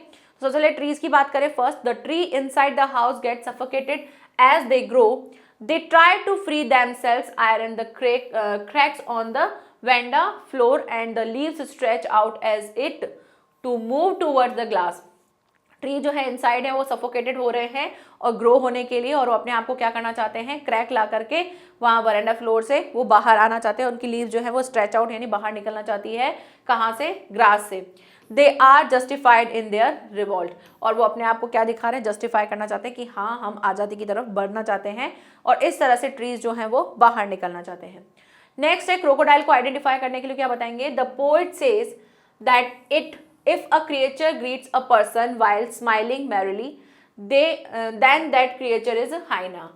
If a creature sheds tear while swallowing a person, then it is a crocodile। तो देखो ये हाइना के लिए बोला है, और ये किसके लिए बोला है, क्रोकोडाइल के लिए बोला है, कि जब आप क्रोकोडाइल को देखोगे तो आपको ऐसा दिखेगा कि वो रो रहा है और वो किसी पर्सन को स्वेलो कर रहा है, मतलब निगल रहा है, और समझ जाना कि वो कौन है, वो है क्रोकोडाइल। तो आप चाहें तो इस आंसर को आप क्रॉस कर सकते हैं, ये नहीं लिखें, आप यहाँ से लेकर यहाँ तक लिख सकते हैं, ठीक है। नेक्स्ट है क्रो के लिए बोला है, तो द क्रो जो है वो रिप्रेजेंट करता है समथिंग नेगेटिव एंड इनऑस्पिशियस, मतलब कि अपशगुन वाली चीज जो है उसको दिखाते हैं। They are symbols of sorrow, वो दुख का सूचक होता है कि दुख से रिलेटेड बताते हैं। The dust of snow that the crow जो है, डस्ट ऑफ स्नो में जो है जो क्रो जो है वो shakes off shakes off it is meant to represent joy and hope. लेकिन डस्ट ऑफ स्नो में जो है, इसको जो क्रो है उसको क्या दिखाया है, उसको रिप्रेजेंट किया है एक खुशी के लिए और एक आशा के लिए उसको दिखाया है। तो आपने पहले तो क्रो के लिए बताया कि एक्चुअल में क्रो को किस तरह से बताया जाता है, लेकिन इस पोम के अकॉर्डिंग जो है क्रो जो है वो क्या है, सिंबल है किस चीज का, जॉय और होप का। ओके, तो ये आपको कोई भी तीन में से कोई भी दो पिक करने, जो भी आपको इजी लगते हो आप उसको लेकर के अपने आंसर को लिख सकते हैं। नेक्स्ट बात करते हैं क्वेश्चन नंबर 19 नंबर क्या दे रखा है, आंसर द एनी वन। आपको कोई भी एक क्वेश्चन का आंसर देना है, following question in about the 60 words. 4 marks का है, तो एटलीस्ट अच्छा खासा आंसर आपको लिखना है। 1 पेज का लिख सकते हो तो बहुत बड़ी अच्छी बात है, ठीक है। तो ग्रिफिन के लिए बोला है, Griffin was rather a lawless person, explain. आपको बताना है ग्रिफिन जो है एक लॉलेस पर्सन था, तो ग्रिफिन ने जो कुछ भी गलत गलत चीजें की वो सारी की सारी लिख देना, ताकि आप उसमें बता सको कि यस वो लॉलेस पर्सन था। जैसे कि उसने अपने लैंडलॉर्ड के घर में आग लगा दी थी, फिर वो स्टोर में घुस गया था, वहाँ से उसने बिना पैसे दिए कपड़े लिए थे, वहाँ से खाना खाया था। उसके बाद जो वो उस मिसेस हॉल के घर गया था, वहाँ पर भी उसने जो पैसे चुराए थे और उनके साथ बैड बिहेव किया था। तो ये सब चीज़ें जो हैं आप उसमें लिख सकते हैं। तो इससे क्या दिखता है कि वो लॉलेस पर्सन। तो जितना भी चैप्टर में उसने जो भी गलत गलत काम किया है वो सारा का सारा आप इसमें लिख देंगे, ठीक है। नेक्स्ट है what is DNA fingerprinting and what are its issues, what are its uses, कि इसके यूजेस क्या होते हैं। तो आई थिंक आपको ये वाला ज़्यादा अच्छे से समझ में आएगा लिखने के लिए, क्योंकि फिंगरप्रिंट्स और इसके यूजेस, डीएनए जो है उससे रिलेटेड चैप्टर जो है वो आपको टफ लग सकता है। तो आपको हमेशा 2 चॉइस मिलेगी, तो एक ऐसी जरूर होगी जिसमें आपको कुछ कुछ आता होगा, ठीक है। तो ऐसे घबराने वाली बात नहीं, बस आपको अपनी क्रिएटिविटी दिखानी है, अपना आंसर जो है बहुत अच्छे से बेस्ट तरीके से लिखना है। According to the text Griffin robbed people, Griffin जो है वो क्या करता है, लोगों को लूटता है। He set his landlord's house on fire and threw a chair at Mr and Mrs Hall. वो क्या करता है, घर में आग लगा देता है और मिस्टर और मिसेस के ऊपर चेयर भी फेंकता है, तो ये गलत काम किया। ही ऑल्सो रॉब्ड अ क्लिजरीमैन, उसने क्लिजरीमैन को भी लूटा था। And made a whole town live in a fear on the invisible man, और पूरे जो टाउन था उसने डरा के रखा था कि जिस तरह से वो इनविजिबल होकर के घूमता था। He never thought of anyone other than himself, वो कभी भी दूसरों के बारे में नहीं सोचता था, पहले अपने बारे में सोचता था। And was not hesitant to attack or kill another person, और वो बिल्कुल भी हेजिटेट नहीं होता था किसी को मारने के लिए, किसी पे अटैक करने के लिए, वो कभी भी हेजिटेट नहीं होता था। He was angry at the landlord, वो गुस्सा भी करता है लैंडलॉर्ड के ऊपर। And he decided to burn the whole place down, और वो उसके पूरे प्लेस को मतलब उसमें आग लगा देता है। And just escape, और वहां से चला जाता है। इन सभी कारणों से हम बोल सकते हैं कि वो क्या था, एक लॉलेस पर्सन था। तो जितना भी उसने गलत गलत सारी चीजें की वो सब हमने इसमें लिख दी, तो इससे हमने बता दिया कि वो क्या था, एक लॉलेस पर्सन था। नेक्स्ट डीएनए की अगर बात करें, one day while looking at the x-ray photos of the hormone he got an idea of his new theory that tells cells can read the blueprint of its DNA. Ebright और उसके roommate जो है उन्होंने constructed किया था एक plastic model to the molecules of the illustrate the working of DNA. उन्होंने DNA पर वर्क किया था और उस चीज को उन्होंने दिखाया था कि ये क्या है, एक ब्लूप्रिंट है। उसके बाद इसके यूजेस हैं, तो उसके लिए आप पैराग्राफ चेंज करके यूजेस लिख सकते हो। Our DNA is inherited from our parents, हमको हमारे पेरेंट्स से मिलता है। Some parts come from the father and some from the mother. DNA fingerprints analysis is very useful in forensic science. From a single hair and tiny spots of blood, it is possible to prove the innocence and guilt of the murder suspects. ये क्या कर सकते हैं, DNA से हम forensic report जान सकते हैं और इनसे हम काफ़ी चीज़ें पता कर सकते हैं कि कौन कल्प्रिट है, कौन अपराधी है, किसके फिंगरप्रिंट्स हैं। ये सब चीज़ों से कौन इनोसेंट है, कौन जो है वो कल्प्रिट है, इन सब चीज़ों से डीएनए से हम ये सारी चीज़ें पता कर सकते हैं। तो ये इसके थोड़े से यूजेस हो गए। इसमें आप थोड़े से ओन भी यूजेस अपने आप से भी लिख सकते हो। आपकी साइंस में आपने पढ़ रखे हैं तो वो यूजेस आप लिख सकते हो। तो दोनों ही तरीके हैं, अगर आपको यूजेस अच्छे से पता है तो आप आराम से लिख सकते हो इसको भी, और वो भी आप कर सकते हो। दोनों ही ठीक है, जो आपको बेस्ट लगता है वो, जिसमें आपको सबसे ज़्यादा अच्छे से कंटेंट आता है आप उसी आंसर को करिएगा। ओके, चलिए बढ़ते हैं आगे। नेक्स्ट आता है 20 number question, answer any 2 out of 3 following questions. आपको कोई भी 3 में से 2 करने हैं, ठीक है। तो पहला दे रखा है what was the problem of name Nausel, नौसल की क्या प्रॉब्लम थी। दूसरा है सॉरी लॉसेल। और नेक्स्ट है how is Ausable different from the other secret agent. Ausable जो था दूसरे एजेंट से डिफरेंट क्यों था, थोड़ा सा दिखता नहीं था, लुकिंग वाइज वैसा नहीं था, उसका एक्सेंट थोड़ा सा अलग था, प्लस वो सीक्रेट एजेंट की तरह स्ट्रिक्ट नहीं लिखता था, बहुत फैट सा था, ये सब चीज़ें आप लिख सकते हो। How does Anil think about the thief. Anil जो है वो जो थीफ है उसके बारे में क्या किस तरह से सोचता है, उसके बारे में क्या सोचता है, तो ये आपको 3 में से कोई भी 2 करने हैं, हम सभी देख लेते हैं। नेकलेस, मिडनाइट विजिटर और द थीफ स्टोरी। तो द थीफ स्टोरी एक इंपॉर्टेंट चैप्टर है, नेकलेस भी इंपॉर्टेंट चैप्टर है, मिडनाइट विजिटर भी इंपॉर्टेंट चैप्टर है।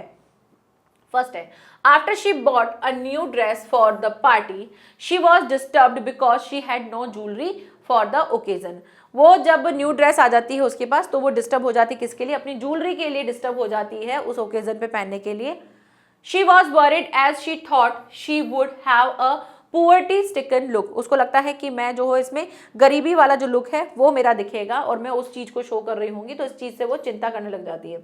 When her husband suggested to wear some natural flowers, जब उसके हस्बैंड उसको कहते हैं कि तुम नेचुरल फ्लावर्स क्यों नहीं पहन लेती हो, तो उसने उसके लिए क्या कर दिया, मना कर दिया। And said that there was nothing more humiliating than to have a shabby air in the midst of the rich woman. और वो कहती है कि ये बहुत ही ज़्यादा ह्यूमिलेटिंग वाली चीज़ हो जाएगी कि मैं जो हूँ अपने बालों में ये लगा के चली जाऊँ, जो अमीर औरत है उनके सामने मैं इस तरह से चली जाऊँ, शेबी सी मतलब पुरानी सी बन करके फूलों वाली, तो ये मुझे अच्छा नहीं लगता, तो इस वजह से वो डिस्टर्ब थी।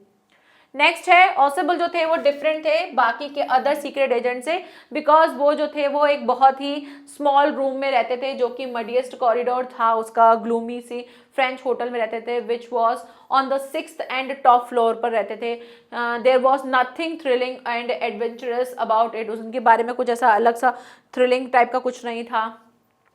On the top of that he was extremely fat, और वो बहुत ज़्यादा क्या थे, फैट थे। तो हमने अब तक जितने भी सीक्रेट एजेंट देखे हैं वो बिल्कुल रफ एंड टफ होते हैं, बिल्कुल अच्छी लीन बॉडी होती है उनकी, लेकिन वो ऐसे नहीं दिख रहे थे। थर्ड क्वेश्चन क्या है, थर्ड क्वेश्चन है Anil discerns that the thief himself want to live a respectful life. Anil जो था वो चाहता था कि थीफ जो है वो कैसा रहे, रेस्पेक्टफुल लाइफ जो है वैसी जिए। Even after he discovers the stealing, जबकि उसको पता भी चल चुका था कि वो क्या करता है, चोरी करता है। ही डिडंट इंक्वायर एनीथिंग, उसने कभी भी उससे इंक्वायरी नहीं की, उससे कभी पूछा नहीं कि तुमने ये क्यों लिया, इसमें से इतने पैसे बचे थे, उसने कभी ऐसा नहीं पूछा। Rather he motivates the thieves by telling him that he would be paid for that day.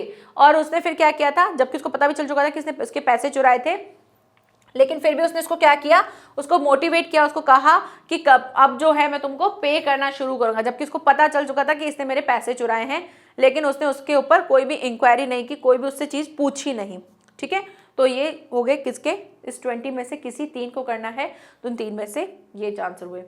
Next है खत्म, और यहीं पर हमारा मॉडल पेपर जो है वो भी कंप्लीट होता है। आई होप आपको मॉडल पेपर बहुत अच्छे से समझ में आया होगा। ध्यान रखने वाली बातें जो है आपने ध्यान से समझी होंगी कि हमको जितना ज़्यादा है अपना ध्यान रखना है, जो अनसीन पैसेज है उनको अच्छे से करना है, जो आपका राइटिंग वाला पार्ट है उसे आप अच्छे से करेंगे, जो लिटरेचर वाला पार्ट है आप उसको भी अच्छे से करेंगे। सिर्फ और सिर्फ आपको ध्यान क्या रखना है, आपको चैप्टर्स जो हैं उनको आप अच्छे से पढ़ लीजिए, उसके बाद जो आंसर्स हैं उनको आपको करना है, क्योंकि क्वेश्चन सेम टू सेम उठकर आए ये जरूरी नहीं है कि आपको पूरा का पूरा सेम क्वेश्चन ही मिल जाएगा। क्वेश्चन आपको घूमकर मिल सकता है, हाँ आंसर लिखने का जो है वो आप आंसर तो वही लिखेंगे जो पूछा जाएगा। ठीक है, तो ऐसा नहीं है कि क्वेश्चन सेम टू सेम मिलेगा तभी आप आंसर सेम टू सेम लिखेंगे, बस आपको क्वेश्चन अच्छे समझ में आ जाएगा तो आप आंसर अपनी ओन लैंग्वेज में लिख सकते हो। ठीक है, तो best of luck, thank you so much, bye bye and take care.